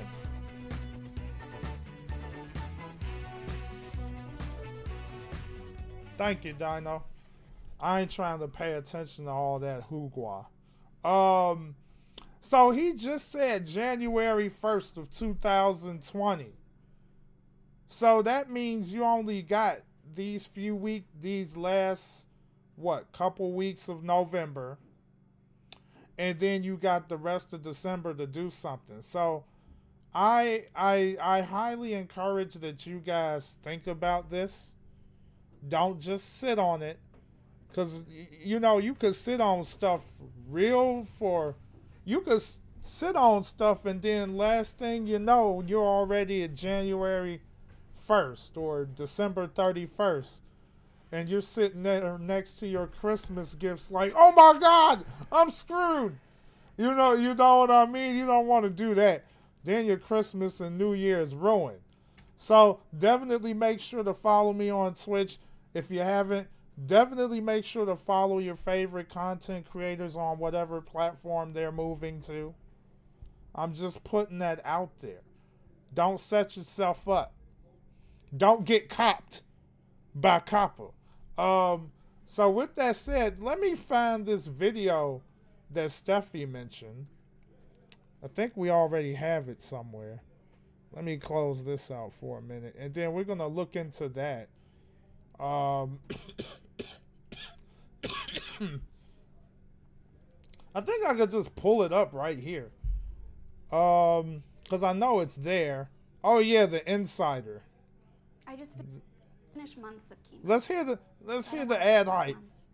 I want to talk about years. Yeah. Yeah, that's definitely important. Let's see. Let's put this up here. All right, so video number 2, the Insider. If I remembered that music for the Insider, I think it was like da, da, da, da, da. I don't remember the name of that. So let's see what Dino talking about. So like, just like imagine losing your channel right now. Are you really gonna start from scratch? You can, but you lost all the people you've seen almost daily. And that's the perfect example, Dino. All right, look.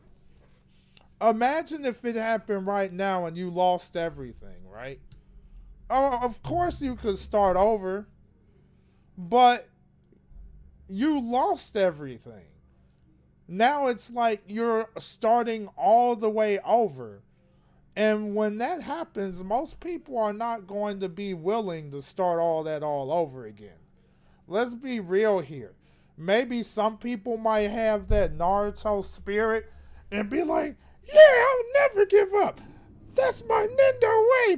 But seriously, like, people, not everybody is going to be willing to try that.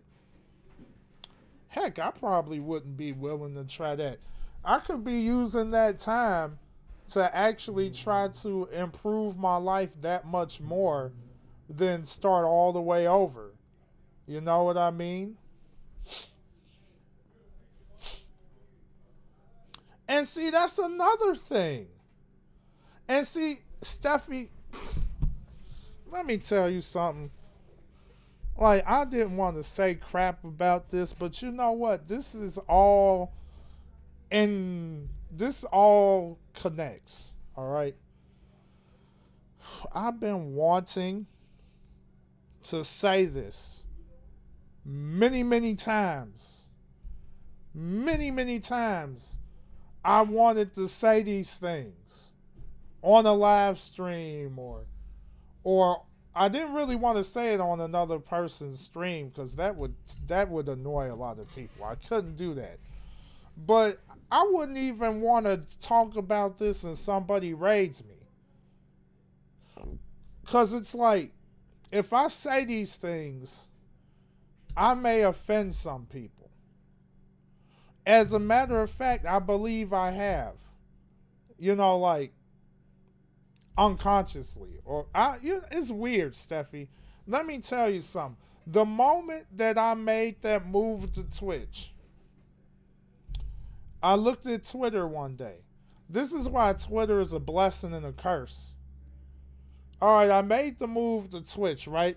A week later, I see a comment on Twitter of a fellow content creator complaining about people moving to Twitch and moving to this platform as if they're just throwing relationships and bonds away. How do you think that made me feel? That made me feel bad. You know what I mean? To say something like that, that made me feel really low at that point in time. So you're telling me just because I moved to another platform that everyone else around me no longer matters? That's really how you think of people that do that? It's like the person didn't even think about what was going on with the other people.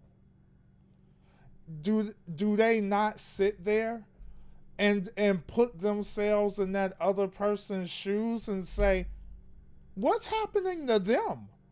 Why are they moving to another platform? I need to see how they're doing. I need to check up on them.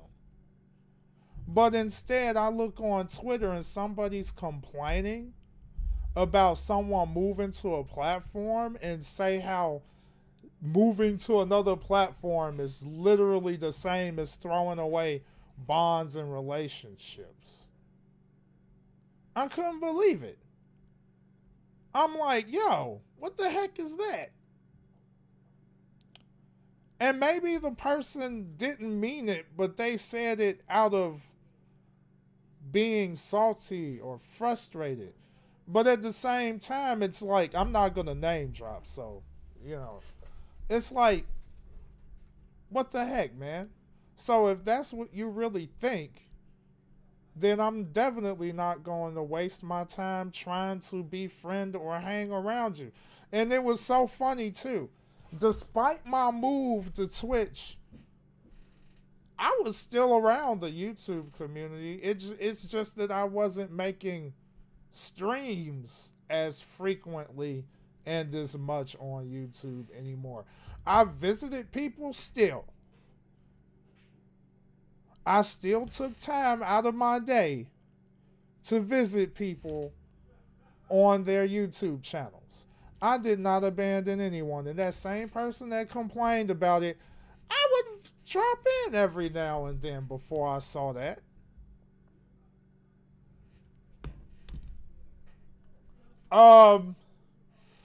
Why do you think I was still in the Taco Cast? I'm going to tell you why I was still in that Taco Cast. I wasn't necessarily there for the fame and the shout outs or whatever. I felt like still being part of the Taco Cast would be like giving back, hanging with the communities still, showing people that I still give a doggo about them. That's why I continued to do it despite my move to Twitch. One of the reasons why I decided to drop out the major reason, though, why I wanted to drop out of the Taco Cast was simply because I really wanted to give somebody else a chance to get some kind of exposure. I felt like that there were a lot of things that I needed to do, especially when it came to rest. It was like when I made that move to Twitch, well, basically, you guys know I stream almost every day. I give myself a little time to rest. And I felt like I needed to leave a day open for me. And so I made the decision. I made the decision to have Sundays where I could choose whether I want to stream or hang out with somebody or just do nothing to rest.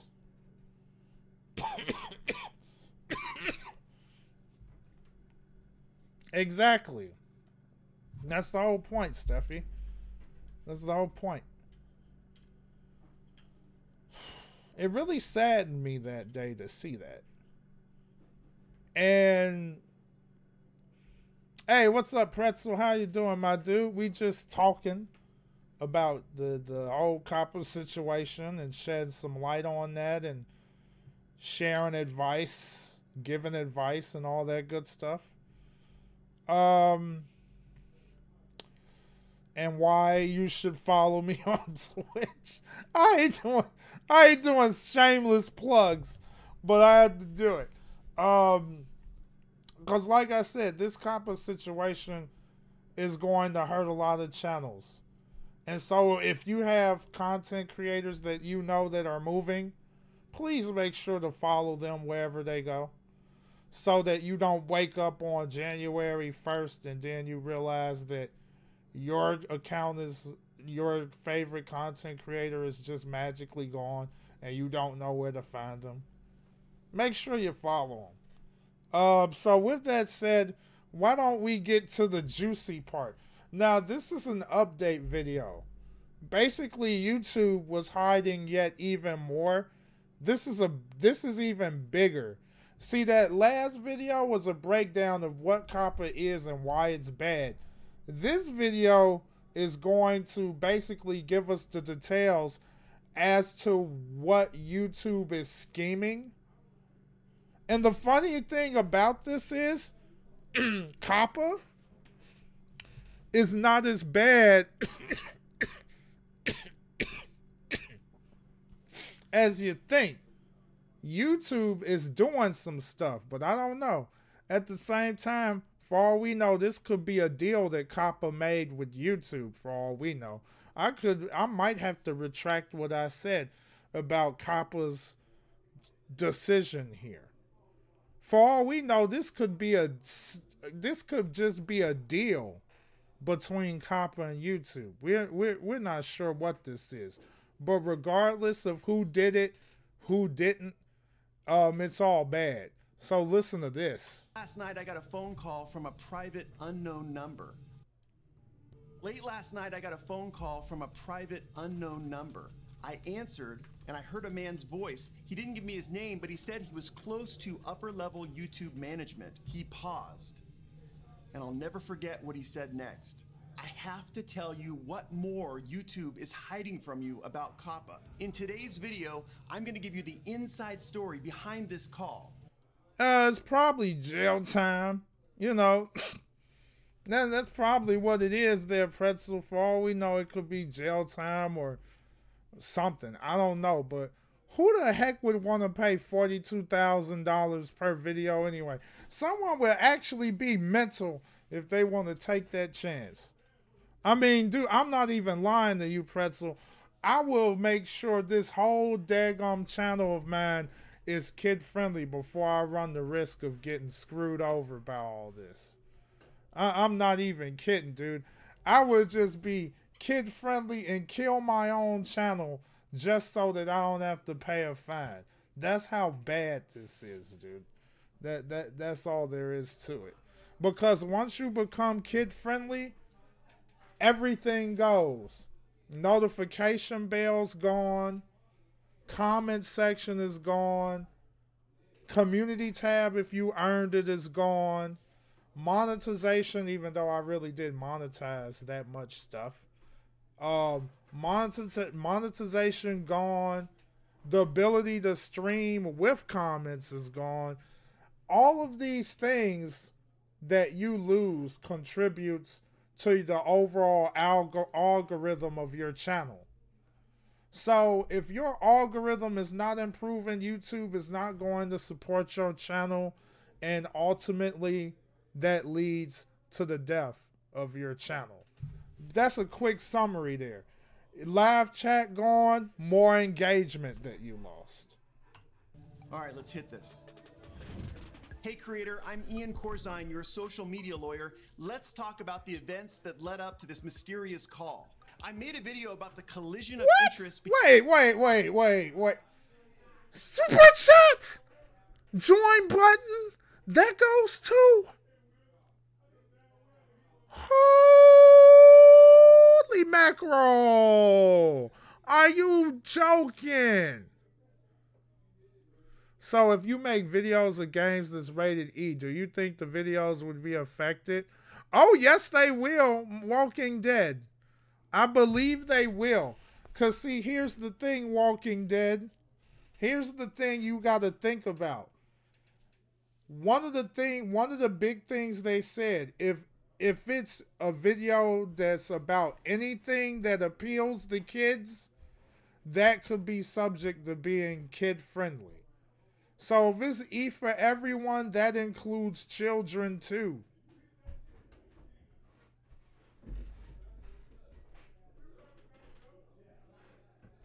Yeah, so you could get screwed by that.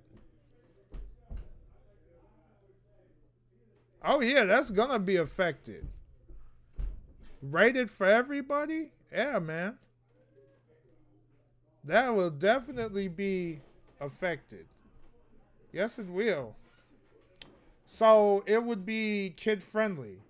And just by becoming kid friendly, you're going to get crippled there, Walking Dead USA. It's a big mess. So let's see. Do you think the videos will be affected since the games are rated for everybody? Oh, yes, that's going to be affected. I don't know what the confusion is about here. No chat. That's crazy. I did not know that. I didn't think super chat, so that's yikes. I didn't know it went that deep.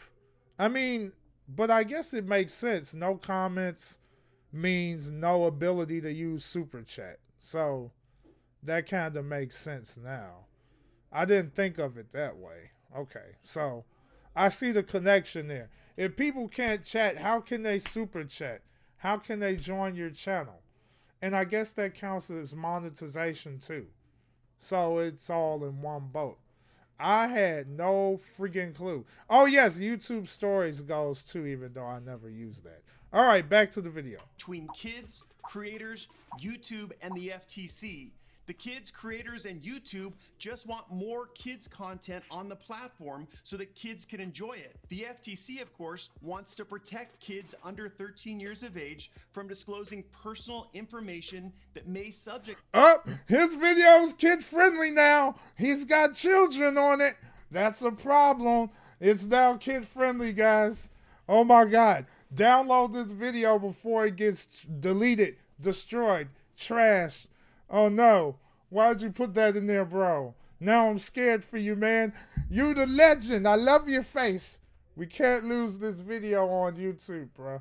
We can't lose it. Them to predators. And of course, no one wants to get in trouble with the FTC, potentially be sued for $42,530 per violation per video, and potentially have your video taken down and your channel terminated. The problem, of course, is how to create a YouTube user experience that complies with the Children's Online Privacy Protection Act, Coppa, and the FTC settlement in 2019. To solve this problem, YouTube chose to create a system where every single creator must affirm, either at the channel level or per video, that the content is either made for kids under 13 years of age or not. In that weird call I got, the stranger told me that when YouTube came up with this new video marking system, they clearly ignored warnings by the FTC. They disregarded clear Coppa law, and they betrayed creators. All right, see, he's reiterating what he said before about YouTube lying. All right, have a good one there, Pretzel. Have a good one there, my dude. YouTube lied to them. That's why they're in this situation right now. All right, let's keep it rolling. We'll get into the clear Coppa law that YouTube disregarded and how they sacrificed its creators. But for now, let's focus on the FTC's warnings to YouTube before they concocted this new video marking system. The Coppa law gives us the rule that websites and social media platforms directed at kids under 13 years of age cannot take the personal information and cannot access the web cookies of these children without parental consent. Now let's talk about the state of content on YouTube. YouTube, as it exists now, has content directed at children under 13 years of age. Therefore, it is subject to Coppa law. But it also has adult content, and most importantly, it has content that appeals to both children and adults alike. When I think of content directed at kids and adults, I think of the channel Dude Perfect. The adult men on that channel have a great time shooting Nerf guns, driving RC cars, dressing up in costumes, and children and adults love this channel. But of course, since YouTube has content that appeals to under 13 kids, they've got to comply with Coppa law. Now, allegedly, to comply with Coppa law, YouTube says they imposed this new video marking system on creators, and it went into effect last week. But for a reason to be discussed later on in this video, YouTube chose to create a system that only addresses the first two categories of content. That is, children content and adult content. Let's pause it right there for a second. You hear that? This was already put in place. So we should already be marking our stuff. Just now, like, I have to mark this video as not kid friendly. I can get away with it because there's nothing that literally appeals to those stupid check marks. But after I'm done with this stream, oh no, everything's gonna be kid friendly, bro. I'm not getting my butt sued on the year freaking January. You know, that crap is not happening to me. No sirree, Bob Baruni. Let's keep going. You have to mark under this new video marking system whether or not your video is for kids or for adults. There is no other option. There is no other general audience option where a creator can mark it as good for kids and adults. Boom! Problem. Good for kids and adults. They only got it as black and white. There's nothing in the middle. That's the big killer with this. There's only kid-friendly, non-kid friendly. There's the problem. There's no in between. What about the content that's both for kids and adults? Let's find out more about this, guys. And thank you guys for keeping the discussion going with Walking Dead there. Walking Dead has been quite active in here talking about these different issues. And there's a lot of nonsense when it comes to this. So animated characters, like comic book characters, yes, they appeal to kids. Comic book characters still appeal to kids regardless of the rating. Fully back? What, like me being a guy that curses and stuff? life.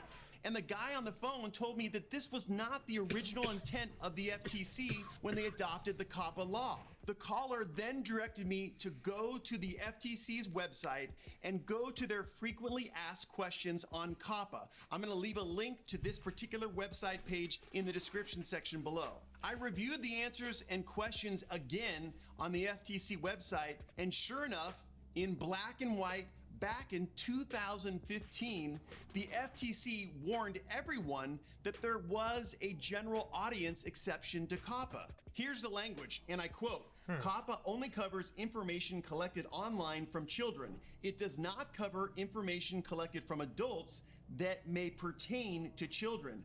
Thus, Coppa is not triggered by an adult uploading photos of children on a general audience site or in the non-child directed portion of a mixed audience website. So what does this mean? It means that 4 years ago, the FTC openly recognized that there was a middle ground audience. It just wasn't children's content. It just wasn't adult content. It was content that appealed to both adults and children. YouTube failed to address this general audience in their video marketing system. And there it is, people. Like I just mentioned, he's saying that there's nothing in the middle. You can only be non-kid friendly or kid friendly. There's no mix. And what he's saying is Coppa actually stated that if there's a mix, that's not an issue with Coppa. But what YouTube decided to do was leave that out. They said, oh no, there isn't a option for content that's for both kids and adults. There's only one or the other. And he's going to explain why that is. Why is YouTube doing that? It's screwing people over. Well, I'm glad you don't, Frog. It's very important not to. See in the back.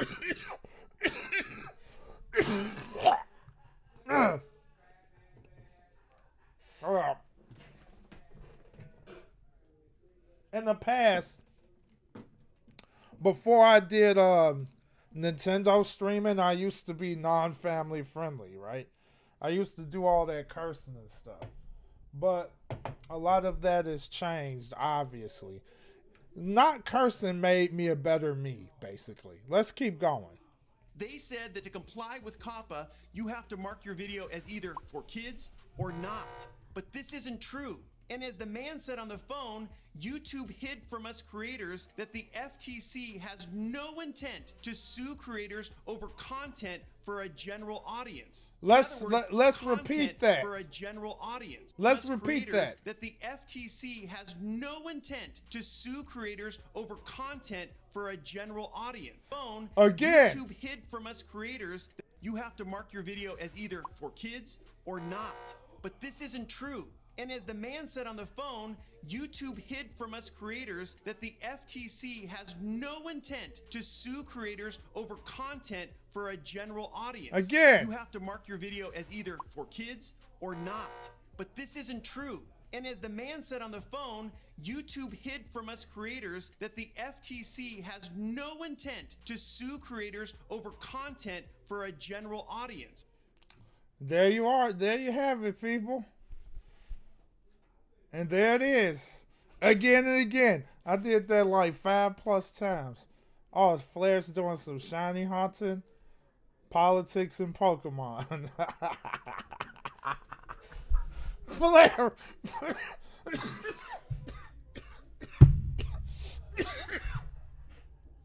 Don't make me laugh. I'm not 100% yet.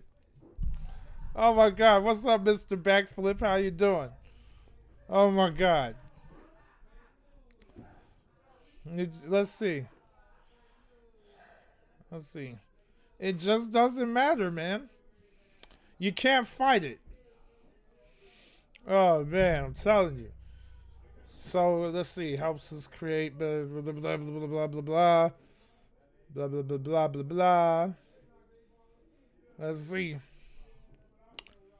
Wow. I'm telling you, man. Oh, okay. Gotcha there, Mr. Backflip. How you doing? Yeah, so there's the problem right there. YouTube intentionally left that out. So they basically left out that there's an option. There should have been an option for content for kids and adults, but they left that out. So we're going to find out why YouTube left that out right now. He's going to explain this. Hey, what is up there, Super Saiyan God? Hey, what's good? So explain this, my good sir. In other words, the FTC is of the opinion that just because a creator includes kids' themes in their videos, you know, like Pokemon, Fortnite, or board games, just because of this doesn't mean that the creator should lose info cards, end screens, sub notifications, and more importantly, monetization, or be sued. Now, I have to tell you, when I heard this on the phone call, nah, did you just hear that? Away. We're going to have to do it again. Screens, subnote includes kids' theme for a general audience. In other words, that the FTC has no intent to sue creators over content for a general audience. In other words, the FTC is of the opinion that just because a creator includes kids' themes in their videos, you know, like Pokemon, Fortnite, or board games, just because of this doesn't mean that the creator should lose info cards, end screens, sub notifications, and more importantly, monetization, or be sued. Now, I have to tell you, when I heard this on the phone call, I was blown away. YouTube had known the entire time about this general audience exception to Coppa, and they hid it from us creators. I asked the guy. Yeah, like, it is possible. But what he's saying is, what this guy's explaining is, Mr. Backflip, is that, yeah, of course you can get fined. But here's the thing. YouTube said that you can only be kid-friendly or non-kid-friendly. If you don't comply with it and they find out they feel like you're lying, then you're going to get sued. But the problem is they left out the option of content that's made for a general audience, for both adults and kids. But the thing is, if you look at the FTC's information, they literally said that Coppa will not sue if the content is actually made for a general audience. They said that they can't. They will not sue. But YouTube never mentioned that. YouTube only says that you have to be either child friendly or not. There's no in between. If there was that middle one, where, you know, content for both adults and kids, then that means that you'll be completely safe if it complies to that. But they wanted to leave that out. They're like, yo, you can only be one or the other, and if you're labeled as child-friendly content, well, guess what? You get no money. Who gets all the money? YouTube gets all the money. Simple as that. If they leave that general audience option in there, then that means that that's less money for YouTube to squander, or to plunder, or to take. That's basically it. Why didn't YouTube accommodate this general audience exception to Coppa in the video marking system? He told me at the end of the call, but before that, he said it's in the law. I was like, what's in the law? He said that the general audience, or what he termed the mixed audience exception to Coppa, is actually in the words of the Coppa law. Now later, I did the research and I confirmed that yes, he was right. Exception to Coppa. I was like, what's in the law? He said that the general audience, or what he termed the mixed audience exception to Coppa, is actually in the words of the Coppa law. Now later, in the words of the Coppa law, but it's nowhere in YouTube's plan. Nowhere in YouTube's plan, even though it's in Coppa law, it's not part of YouTube's plan. They left that out so they would not put that general option in there, that general mix. Again, one more time. One more time, people. Audience, or what he termed the mixed audience exception to Coppa, is actually in the words of the Coppa law. Now later, I did the research and I confirmed that yes, he was right. The mixed audience exception to Coppa is actually in the Coppa law at Title 16, Code of Federal Regulations, Section 312.2. All right, let me paraphrase the law for you. If you make a video that qualifies as a review coming soon kids video under that famous 10-factor test that we discussed in this video, then you don't have to comply with Coppa law. You don't have to get parental consent if kids under 13 are not your primary audience. This new YouTube rule, this requirement that creators mark their videos as either for kids or not, is too simplistic. It's overly broad. It does not take into account that there are a lot of creators out there that make content that appeals to both kids and adults, a general audience. Again, what did YouTube, who did they ignore? The people that make content for both adults and kids.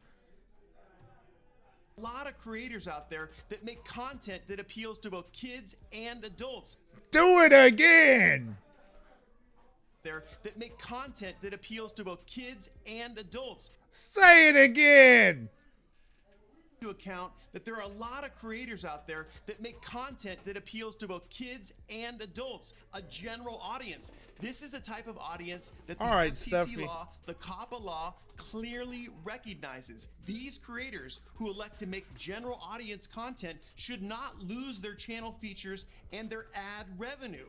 Why in the world would YouTube hide this from us? Why would they create a video marketing system that only has two choices, either for kids or not? Well, the guy on the phone... Oh, so now he's going to explain the big one here. Huh? What?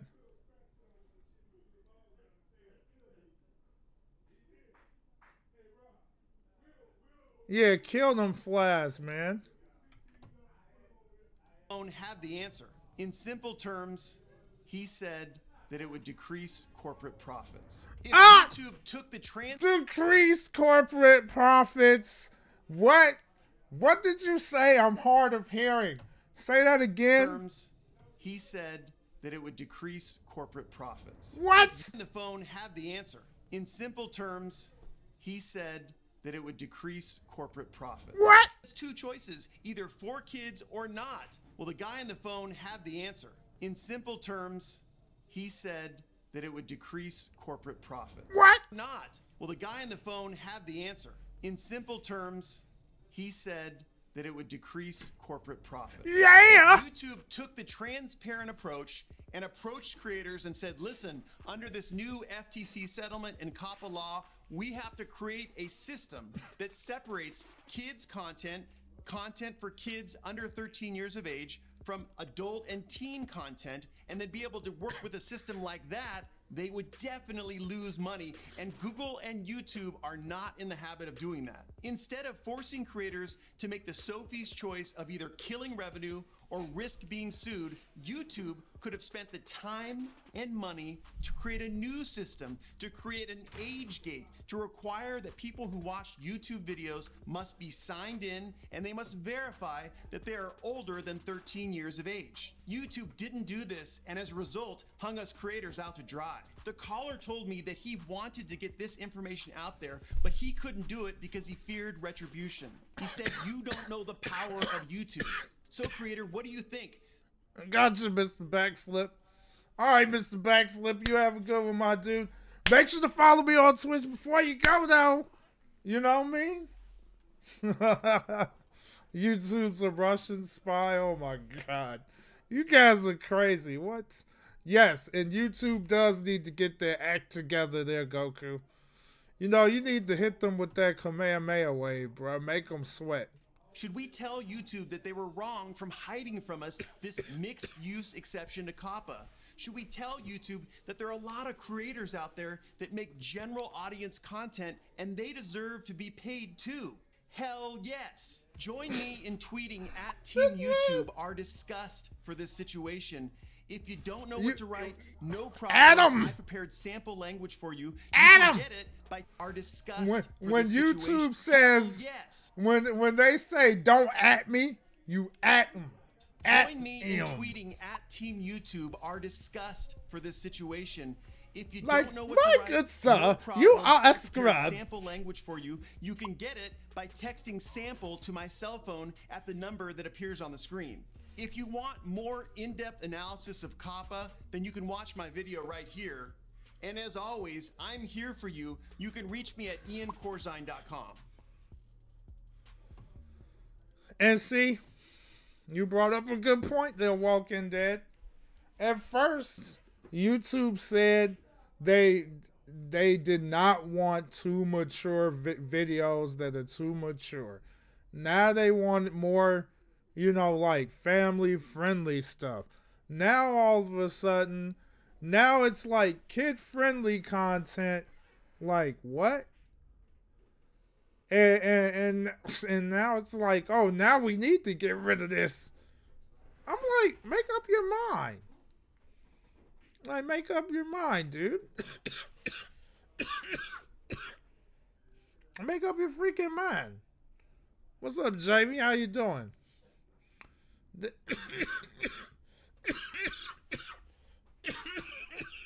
Excuse me. And so now everything's gone. We're in a crappy situation right now. Now you got all these amazing content creators having to move on Twitch because, or any other platform, because YouTube lied. And because of their lie, Coppa comes in. And then now we're in this weird situation where YouTube is yet again trying to take advantage of the situation by leaving out content creators that makes content for both adults and children. And they want to force people, hey, you're either non-kid friendly, or you're kid friendly. If you're kid friendly, you lose everything. If you're not kid friendly, you're okay. But at the same time, you don't know what the call is. You know what I mean?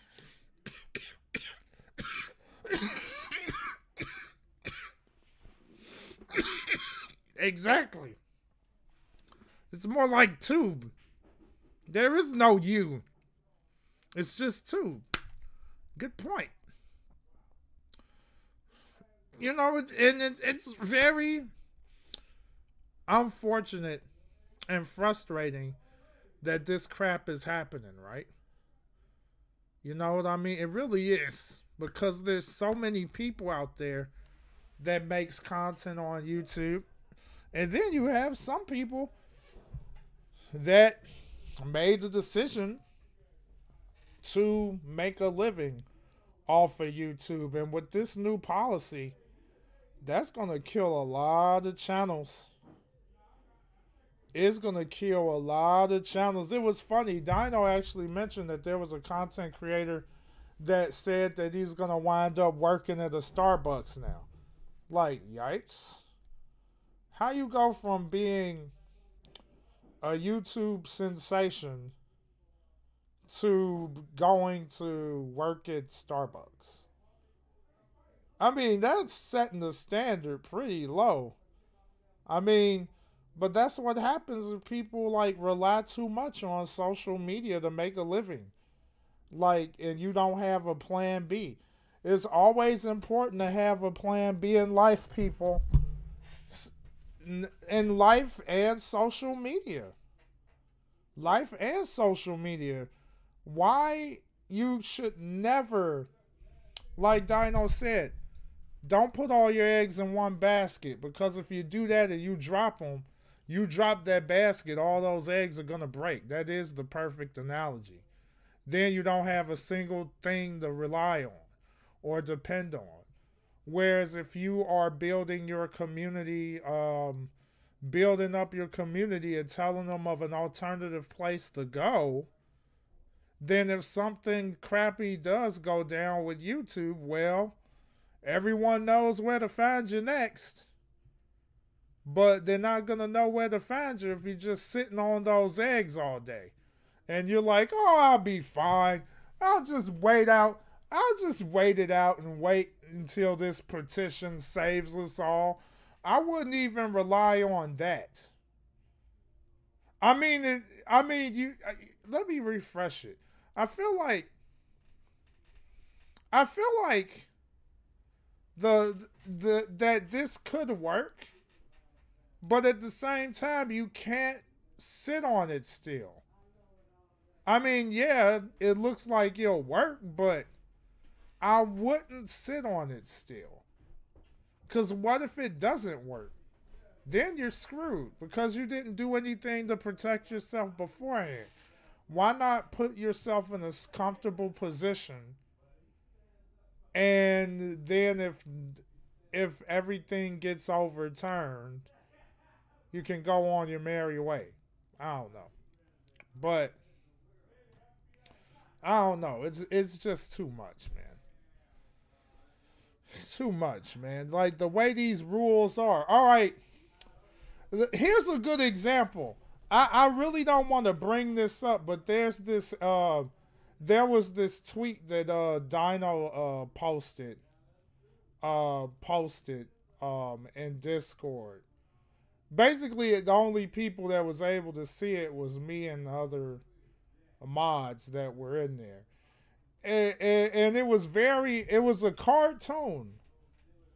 Now imagine if this cartoon was deemed to be kid friendly by YouTube or the FTC, especially YouTube. Like, I don't know if you guys heard about it. I don't want to say the name because I mean I'm just gonna say it anyway, man. Some cartoon called Panty and Stocking. So imagine them literally making that kid friendly. Oh my God. You know how many kids is going to get exposed to that? I saw that. I laughed because I was an adult. But then you think about the kids that may wind up seeing that. And it's like, oh my God. What the heck am I looking at? It's like one of those things. Oh, YouTube's taking infinite L's there. Don't click my profile picture. Yeah, you showed me that junk. You showed me that junk. Yeah, it's insane. I actually watched that whole thing. I'm not going to lie, Dino. I died laughing. I literally died laughing. Like I actually want to watch it. It was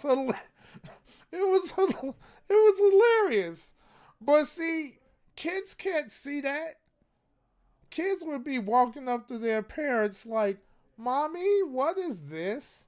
What does this mean?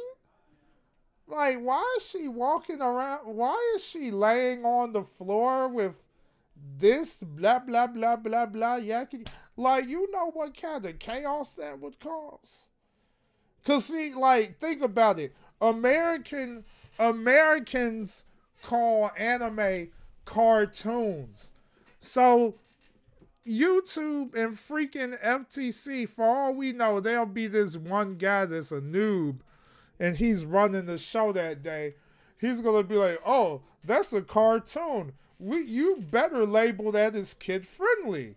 And then the person's trying to tell him, "No, that's not kid friendly. I know that anime. It is not kid friendly. No, it is kid friendly, and that's final." So I'm hitting the kid friendly button. And then what happens?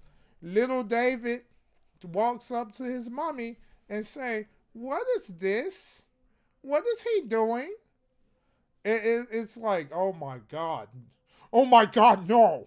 It's it's like, what is going on, dude? You know what I'm gonna pay YouTube about? Oh, Jesus Christ. You gonna buy them out? You got that much money to buy them out? Bruh. Bruh. Let's see. Bruh. That'll be bad. That'll make things totally worse, Dino. That'll make things totally worse. Man, it's gonna be like Godzilla walking all over YouTube, man. Kids friendly! Kids friendly laser! I'm like, bruh. Oh my God. Oh my God! It's kid friendly! Kid friendly! I can't even! You know what? I'm clowning right now. Yeah, Jamie. Oh my God is right. Jamie, like, this is some scary crap. It's friendly! There's a clown, says YouTube. Yes. Basically, in this Homie the Clown. Homie the Clown is kid friendly, bruh. Better yet, killer clowns are kid friendly. Yeah. Killer clowns are kid friendly, guys. Yeah, that's exactly right. Chucky. Chucky's a doll. Kids love dolls. Chucky appeals to children. Oh, Chucky is kid friendly. Oh, Chucky stabs Billy with a knife. Oh, that's kid friendly.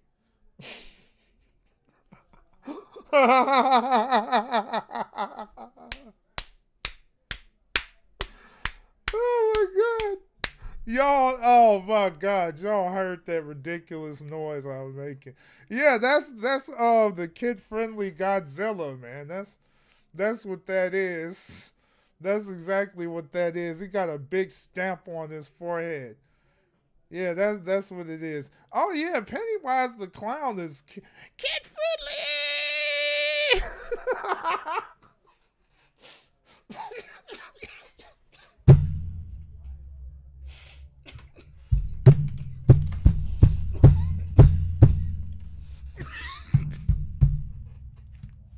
Oh my God. All right, hold up. Let me find something right here. Here we go. Let's do some let me show you some Right Stuff anime, right? I love them, right? I love them to death. Right Stuff anime. I got something for you. This is old school anime, by the way. But they would rate this. They would rate this as kid friendly. Yeah. Kid friendly. Like bodacious bombshells in the top with cleave. They would call that kid friendly.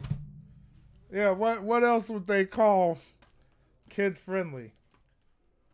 What else would they call? I see y'all tripping. I see you, Dino. All right, let's see what else is kid friendly that I got over here. Well, all right, this is pretty kid friendly.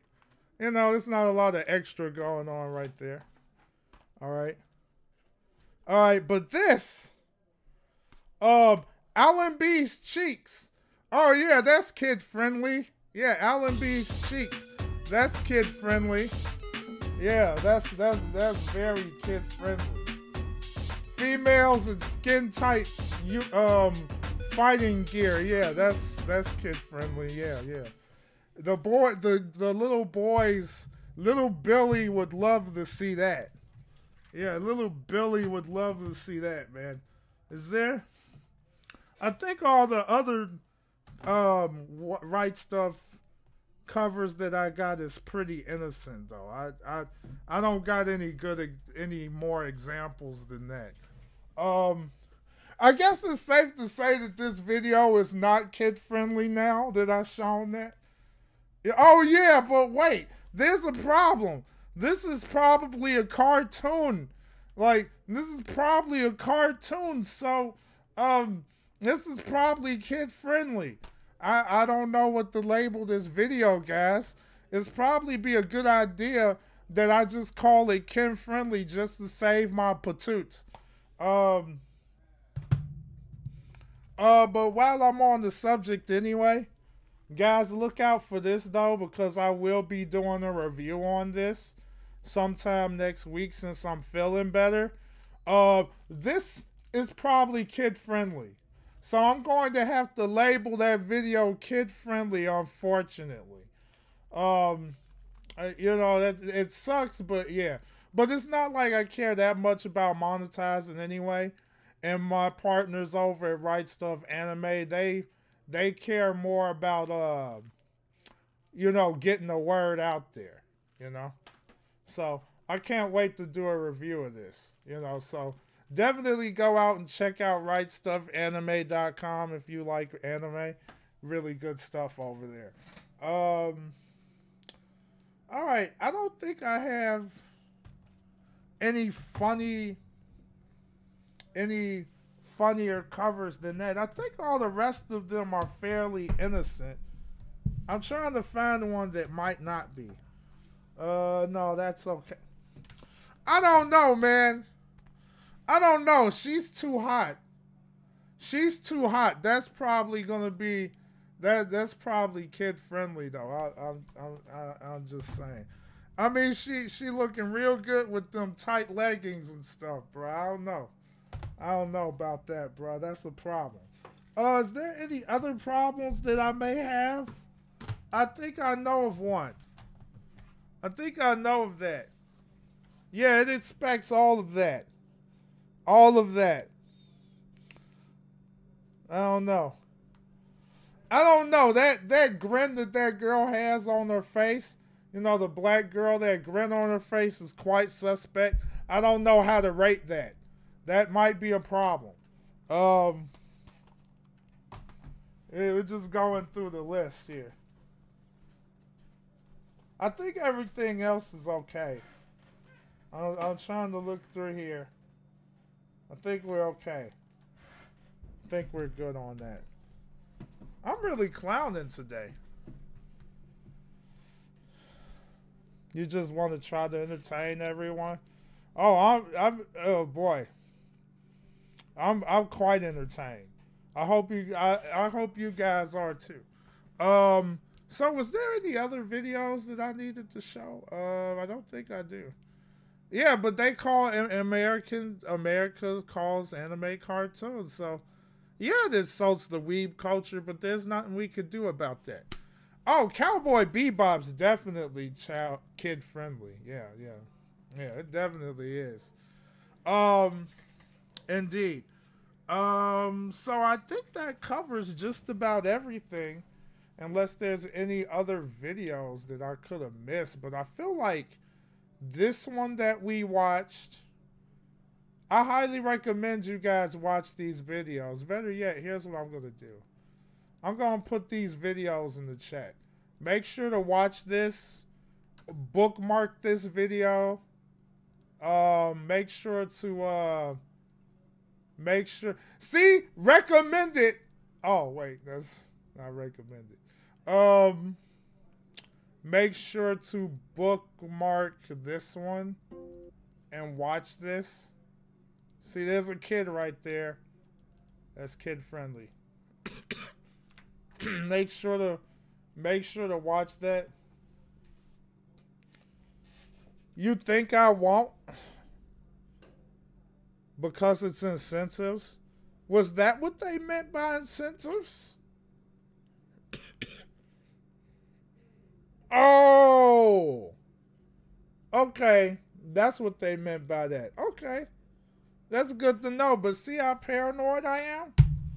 I'm making everything kid friendly, man. I don't want to take any chances. Can you get a new intro? Well, Michael, if you're on Twitch, like, are you Are you Michael from Twitch? I'm assuming you're Michael from Twitch. But you have to use those points to buy them new intros, though. I just don't give them away. Like, I don't, like, change intros like that. Like, you have to literally buy a new one, if that's the case. Rick and Morty, family friendly. Heck yeah, man. Nothing inappropriate about them. So even with what we know now, yeah, we technically still know nothing. The only thing we can do is use all this information to make the most accurate speculation we can. And pretty much I speculate, and at this point it's not even a speculation. It's actually bad. Oh yeah, good point, Dino. And then I'm sure partners that write stuff got my back on that. Yeah, so Michael, you'll have to use your points to buy a new intro. So you're literally gonna have to buy a new one. You're feeling for the content creator? Yeah, I know, right? Even with what we know. Yeah, exactly.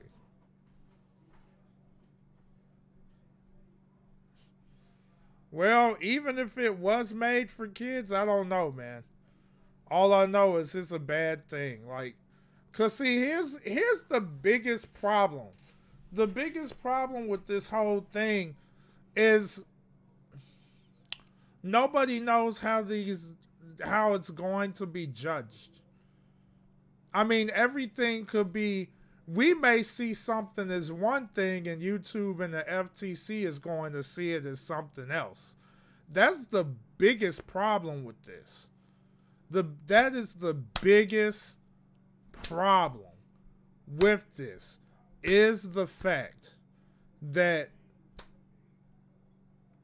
we're dealing with opinions here. None of this is fact. None of this is going to be factual. We're basically at the mercy of the opinions of YouTube and the FTC. That's basically what it's coming down to. See, now look at all these videos, right? All these people doing these videos talking about Coppa. This is a big problem. Look what this girl is saying. How Coppa has... All right, let's see let's see what's up with her, though. I feel for you, girl. Let's see what's going on with her. She might be cursing, though, guys, so prepare your ears. Hello, everybody, and welcome back to my channel. So let's hear this. Sorry for the serious video. You all know that I'm not big on serious videos. Hold up. All right, let's see what's Dino's saying. So one thing Twitch did is when people make accounts, they won't allow young kids to... See? That's what I'm talking about. Twitch does make sure that young kids are not making those accounts. Coppa's cool with Twitch, yo. Which means Twitch is safe. Like, YouTube didn't do that. YouTube just did what they wanted. YouTube is like, yo, we see this little girl. We know that this person is a little girl, but we're going to let her go ahead and go. We're going to let her slide in our DMs, bruh. Come on. And don't get me started with all that ridiculous pedophilia stuff that YouTube let slip through their fingers there. How people was using the system itself to, like, do a bunch of crazy crap. I mean, it's bad. It's all bad. And I'm sorry, but homie that called Twitch a dumpster fire, I think the bigger dumpster fire right now is YouTube right now. Because who's the bigger liar? Out of all, I'm not trying to play favoritism with platforms, but really, who's the bigger liar here? I think we kind of like see that now, don't we? I mean, I'm not trying to, and it's not PewDiePie that's the liar. But it's more like the platforms here. YouTube lied to the FTC. You can't lie to the government like that and expect for the government to let that crap slide, especially since YouTube is a global phenomenon. Everyone knows what it is. Everyone uses it. There's so much data on YouTube that is crazy. But let's see how this is affecting this young lady here. I always like to be very upbeat, enthusiastic. So unfortunately, this is going to be more of a serious talk in regards to the new regulations that YouTube is coming out with in January of in 2020. So I'm sure about 99% of you already know what's going on, all the history behind all of this, but just for those of you that don't know, essentially YouTube did get fined about $170 million by the FTC because they violated some of Coppa's rules. Coppa or Coppa, however you say it, it's the Children's Online Privacy Protection Committee or something like that, and they saw that YouTube was illegally gathering information on children and you know serving them kids ads and stuff. So that is why YouTube is in such boiling water right now. And to ease, well, to answer your question there, Walking Dead, I'll say neither. Wait, at this point you have two choices, bad or worse. Bad, losing some features, or more and worse. Both are actually bad. I would just drop it. I would just drop the channel altogether, because either way you're dead. From the fines to losing features, like I said before, Walking Dead. All right, all those features that you're losing are those things that's going to help improve your channel's algorithm. If you can't improve the algorithm of your channel, YouTube no longer supports you with its algorithm. So you might as well like stop wasting your time making videos at that point. So it's like basically they're both equally bad. Well, of course the fines are worse, because you're paying money out of your own pocket. But, I mean, losing features, that literally kills your channel. Especially if it's features that actually are designed to help you, and you lose those, then that means all the help that you had, even if it's flawed, basically murders your channel. They decided to put all liability on creators now. Now, as a creator, when you create a video, you have to mark that video as either made for kids or not made for kids. And if you do mark that video as made for kids, you're going to lose ad revenue, because you're not going to have targeted and personalized ads. You're going to have comments disabled. Your videos are not going to be pushed, you know, in people's subscription feeds. They're not going to be recommended. You're not going to get notified, you know, if a video comes up. And you're also going to lose a lot of features, you know, in terms of live streams and such. So it is such a crushing blow. Dang, she was more informed than have made for kids content.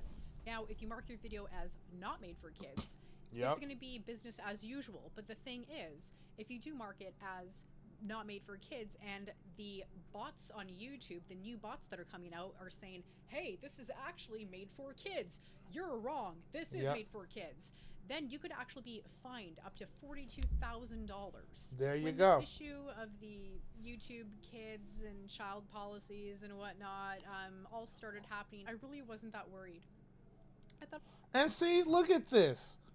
This is literally going to kill her channel. And she does have one heck of a collection.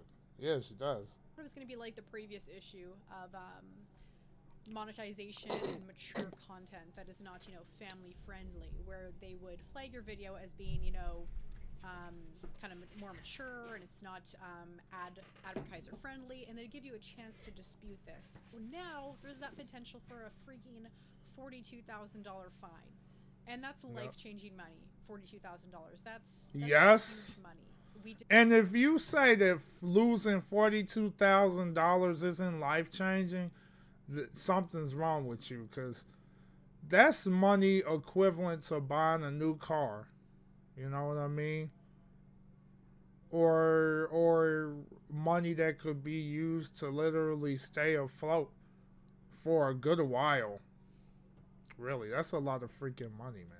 Did a few days ago have the initial scan of the YouTube bots that were going around looking for videos that were child friendly, you know, that were marked as for kids, and kind of letting us know, you know, which videos of ours are in their eyes made for children. Fortunately, I did not have a single video that was marked as for kids, and I think the reason I got around that issue is they may have also been looking at the viewer statistics. My viewership statistics in terms of my audience age ranges is about 1.2% is ages 18 and under. Like, I don't know exactly what the stat is, but it's the lowest age range. Well, you better hope, and that's another thing. You really don't know So I think what's applicable. It's like she's literally theorizing this. I mean, it's reasonable for her to think that, but you better hope like heck that the analytics can actually play a part in protecting your channel in that regard, especially since 100% of her videos are literally of stuff that appeals to kids, and there's no middle ground. Once again, there's no middle ground for her. It's either kid friendly or not. Now, if they had the option that was for both kids and adults, the general option, she would be fine. She would be totally fine. But it's like really hard for me to fathom that the analytics could potentially save her from this nasty little situation. Yeah, man, exactly. Yeah, and this is gonna suck.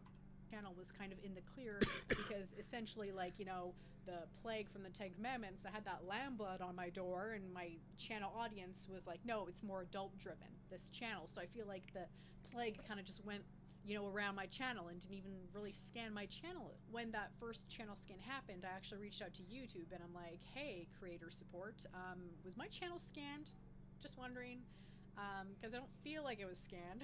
I have Jurassic World Lego on there. I have countless current toy products. I even tested some kids' toys, you know, appealing to adults, you know, showing like, oh, what are kids playing with nowadays? But I that could appeal to children. So I was quite surprised that none of my videos were dinged by this child bot, essentially. And dang, so this crap's going on right now. Don't rely on our systems to set content for you. And see, that's another thing.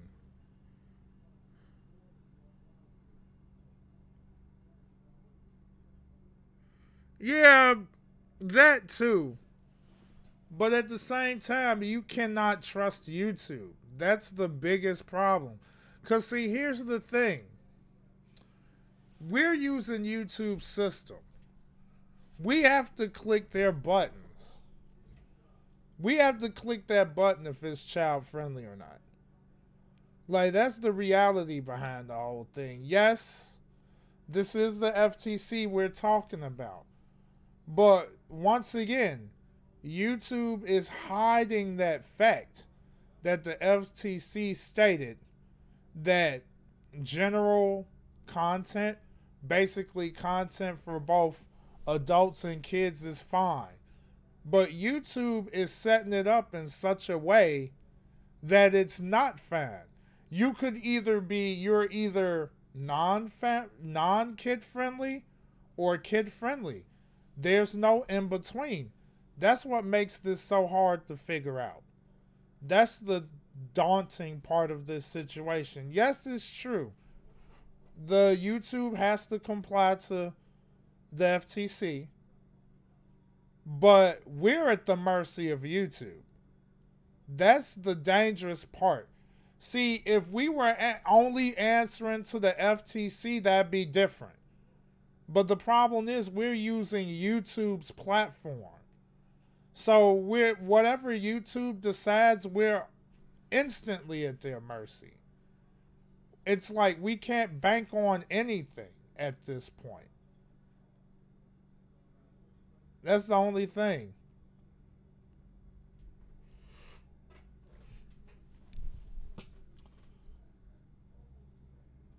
Yep. Yep, they wouldn't have to be. Yep. And that's the biggest thing. FTC would have never been involved if YouTube would not have lied. All of these problems that we're facing right now would not even be a thing if YouTube did not lie to them. All they had to do is say, yes, we do have a lot of content that is for people ages 13 and up. However, there has been a spike. However, there has been a spike in activity in terms of children using YouTube. Children under the age of 13 that's actually using YouTube to watch content. Even make content. I don't know why they just realized that now. That's kind of stupid, but hey, it is what it is. And you want to know what's crazy? I have proof of this. My friend Flash. I've known that dude for a long time. And he said he has been doing videos since he was a squeaker. He's been doing videos before I even met him. So God knows how long this dude has been making content. He could have been making content when he was in freaking 5th grade for all I know.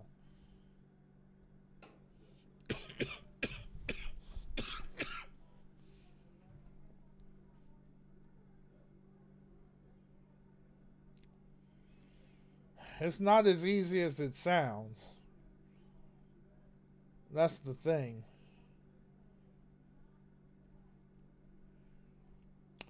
But Google's not going to stop that. See, that's the problem there, Lisa Bar. Like, Google's not going to stop that. And you want to know why? It's because Google owns YouTube. Google has always used personalized data. They've been using personalized data in Google searches.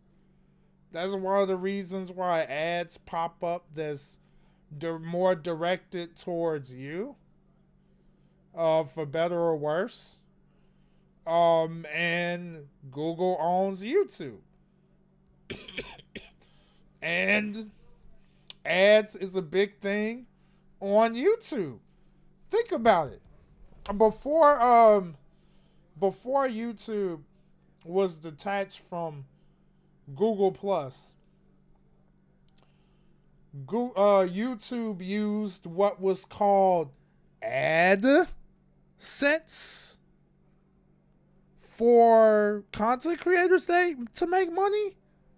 Keyword AdSense. Personalized ads. AdSense. And they're not going to stop, though. That's the thing. Because Google's a business. That's the problem. Google, believe it or not, is an actual business. Google wants to make money. They always have. Why do you think they bought out YouTube? Because YouTube was became a global phenomenon, and Google wanted a part of that. Once again, that's one of the reasons why Expedia exists. I mean, like, Google wants a piece of the pie.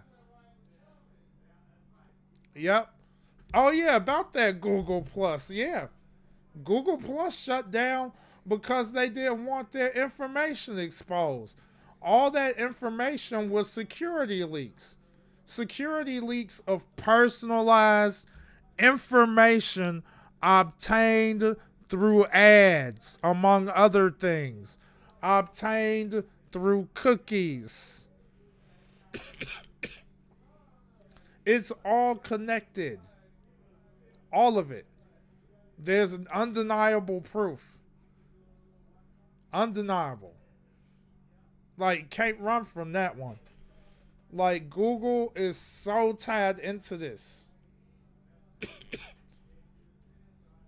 And even if YouTube didn't want to do it, well, guess what? They got no choice. Google calls the shots.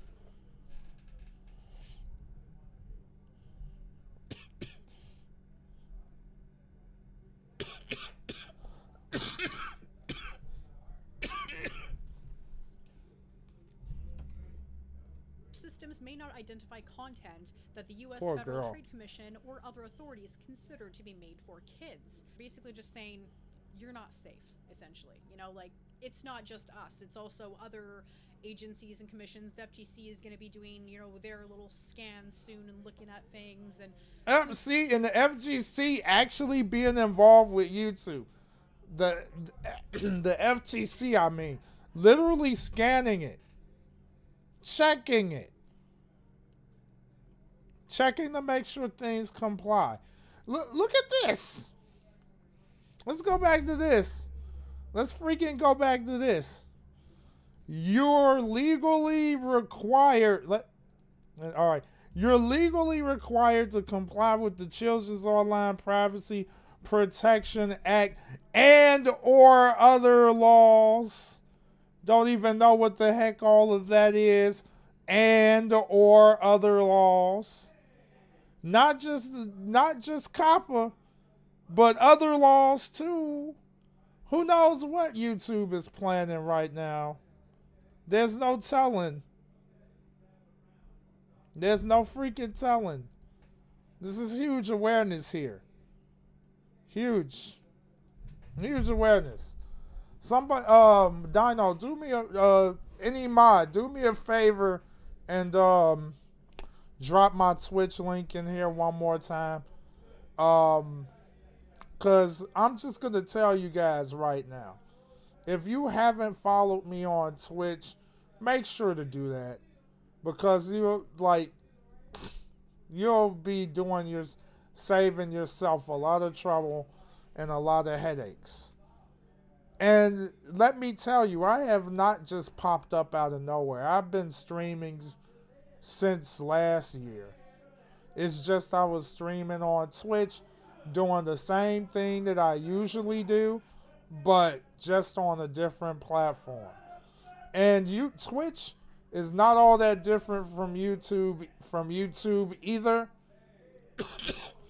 Difference is Twitch is just far more supportive. They care for their content creators. They care for their own platform. They don't lie to a government in order to fatten their own pockets. And this has been proven, especially since children cannot get an account through Twitch. Young kids cannot do that. So, I mean, that's all there is to it. And then not only that, my Twitch is in the description section too. So make sure to check that out. Make sure to join. knows of all the people that they're going to be hiring that are not bots, and it's essentially, you know, humans that are looking for child content. Ugh. Sorry, my battery just died. You put something up and you're like, oh good, okay, I didn't get that flag from YouTube warning me, you know, oh, it's child. But then, like, if it happens later and it's like manually reviewed, it's like, hey, you have been flagged. You're gonna be fined. All those people that are gonna be hired to manually look for this, to manually look for child appealing and child luring content, you know, to lure kids in. And see what she's saying there? Why is it that, and why else do you think that they're making content creators do all this? They're literally creating a system where they want the whole content creators accountable. So who's the one that gets screwed over if things are not done correctly? Oh, We made it where the content creators have to do that. It's their fault. They marked it wrong. They should get sued.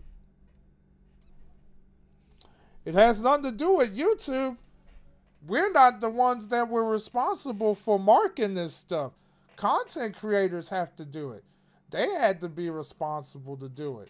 So, and so now my butt, I'm going to have to get off my procrastinating behind and make sure that every single video on this channel that I've been doing for years has been marked.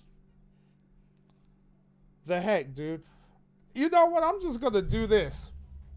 I'm going to mark this whole freaking channel as kid-friendly and then just pull up all my Right Stuff videos and make those not kid-friendly. That's the only way that I can prevent myself from having to sit down for hours trying to track down every video and changing everything. And more than likely, that's the goal. Because they don't want... This is probably their plan to minimize the kind of people that they want on YouTube anyway. They want money-making people on YouTube. Hey, what's going on, Jermacion? How you doing? Yeah, it seems like it could be, Jermacion. It could be, man. And that could be what's going on here. This is all an elaborate scheme to make it where no one else wants to use this platform ever again. And the only ones that can use it is actual corporations. And you know how YouTube is when it comes to corporations.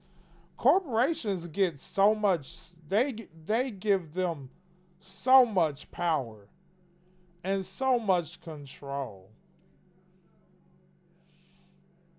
Just like how, think about PewDiePie, right?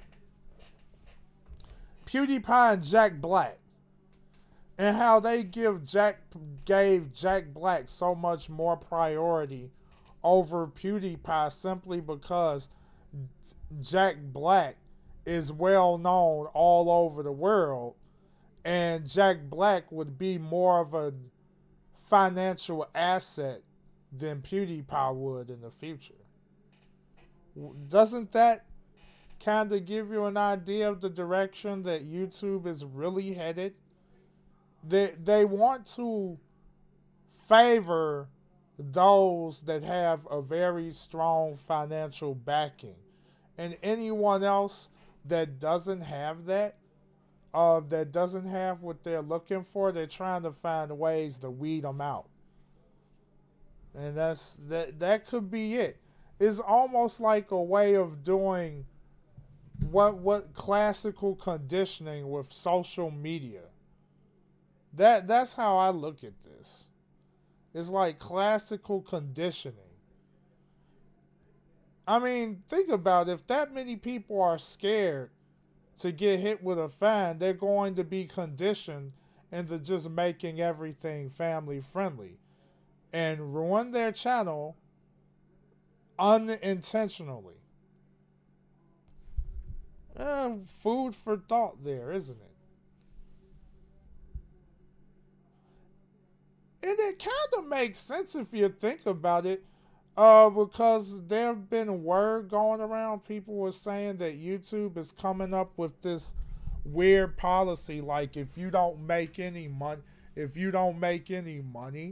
like your channel gets terminated or some junk like that. You know, I don't know all the specifics about that, but I've been hearing about that. Like if you're not making money, your channel gets dropped or something. Well, of course it's fine, Easy Low. Because they didn't lie to freaking Coppa. And I mean Coppa. I said Coppa. I feel like they would be. You know, I see some of these content creators talking about this whole Coppa thing is going to spread to other platforms. It'll only spread to other platforms if the platform lied and didn't comply with those standards already. You know what I mean?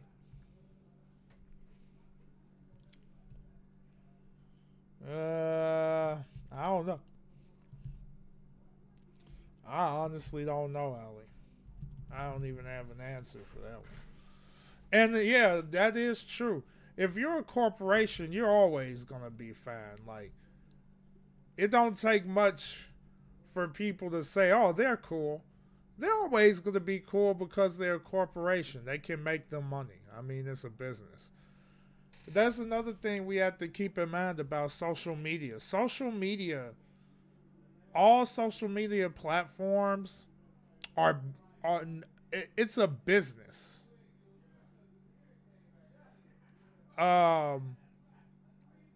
It's a business. Twitch is also a business. Keep that in mind too. But the difference is,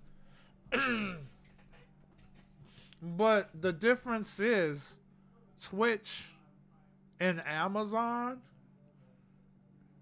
they do it the right way versus just running things in such a way where only they benefit. For, you know,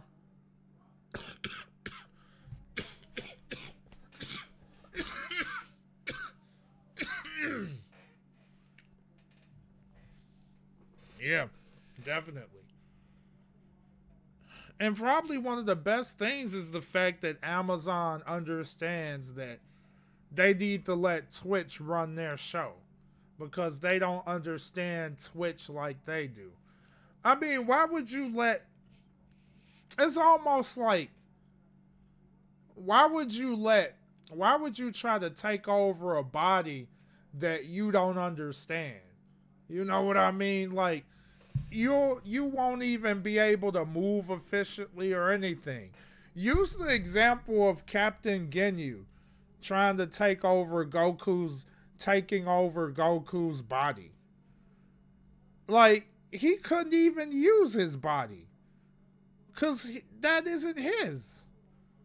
So that's one thing that I have more respect for Amazon in that regard, is that they know that Twitch runs their own show and there's no point in Amazon trying to take over and do their own thing. So I mean, that's really good on them. And they pay attention to stuff. They pay attention to what people like and dislike, and they try to create a happy medium. And they do a pretty decent job at that. So you know what? I'm gonna go ahead and end the stream here because my voice is getting a bit tired. But I had a lot of fun chatting it up with you guys. This was actually a lot of fun. Chatting it up with you guys and actually talking about this. Honestly, I didn't think this stream would be... I didn't believe that I would be that entertaining in a stream like this, but apparently I think I did pretty good for myself, so I'm definitely glad I did it and it was entertaining enough. I was actually having fun with it. Hey, thank you, Steffi. I mean, I was trying to be informative and entertaining at the same time. It was kind of hard to do that. Well, I guess it wasn't hard. I just thought it would be. So if others was involved, yes. Exactly, Dino. Exactly. Oh, yeah, and guys, make sure to support the homies at RightStuffAnime.com because, look, Right Stuff Anime actually are very good to me. And I do appreciate them very much. And I certainly can't wait to review this for you guys later next week. Make sure to check out RightStuffAnime.com when you can. I love those guys to death. As a matter of fact, there's some other stuff that I want to get from them that I'm excited about. And whatever I buy from them, I will be sure to share that with you guys. Thank you there, Easy Low. So, I'm going to rest this tired voice of mine. I think this was a good stream, though. I feel like I'm getting stronger and stronger every stream. Um, I had so much fun with you guys tonight. You guys have a wonderful night, and you guys are so awesome. I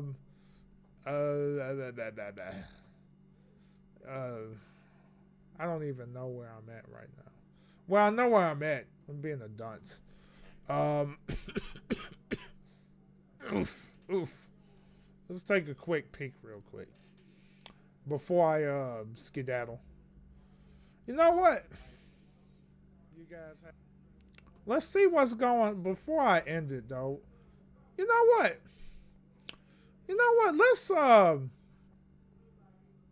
Let's go on a raid of something. I haven't done that in a while, so let's see about going on a raid. Yikes. Alright, that person isn't streaming right now. Who is streaming right now? Dang it. That person isn't streaming right now. Wait. Why is YouTube lying to me? They're talking about how all these people are streaming and they're not. Some of these people must have ended a while ago. Oh. It's kind of hard to find somebody. I'm literally clicking just trying to see if I can find somebody that's actually still streaming. You see, this is what I'm talking about. YouTube got this dumb thing where, like, if someone stops streaming, the stream button, the stream alert is still active. That is the dumbest thing in the world. Dumbest thing in the world. Sheesh, maybe they are. Dang, bruh. I honestly don't know. Why would they do this? I'm like looking through all these different names of somebody streaming and they're not. Alright, I finally found somebody. Dang, man. I finally found somebody that was actually streaming still. Alright, so we're gonna go on the raid. We're gonna raid the homie. I haven't raided him in a long time, but that's an obvious reason. Refresh the page. I shouldn't have to. I just jumped on there. Let's see. Well. Oh, dang, bruh. I'm stupid. Well, why didn't I do that in the first place?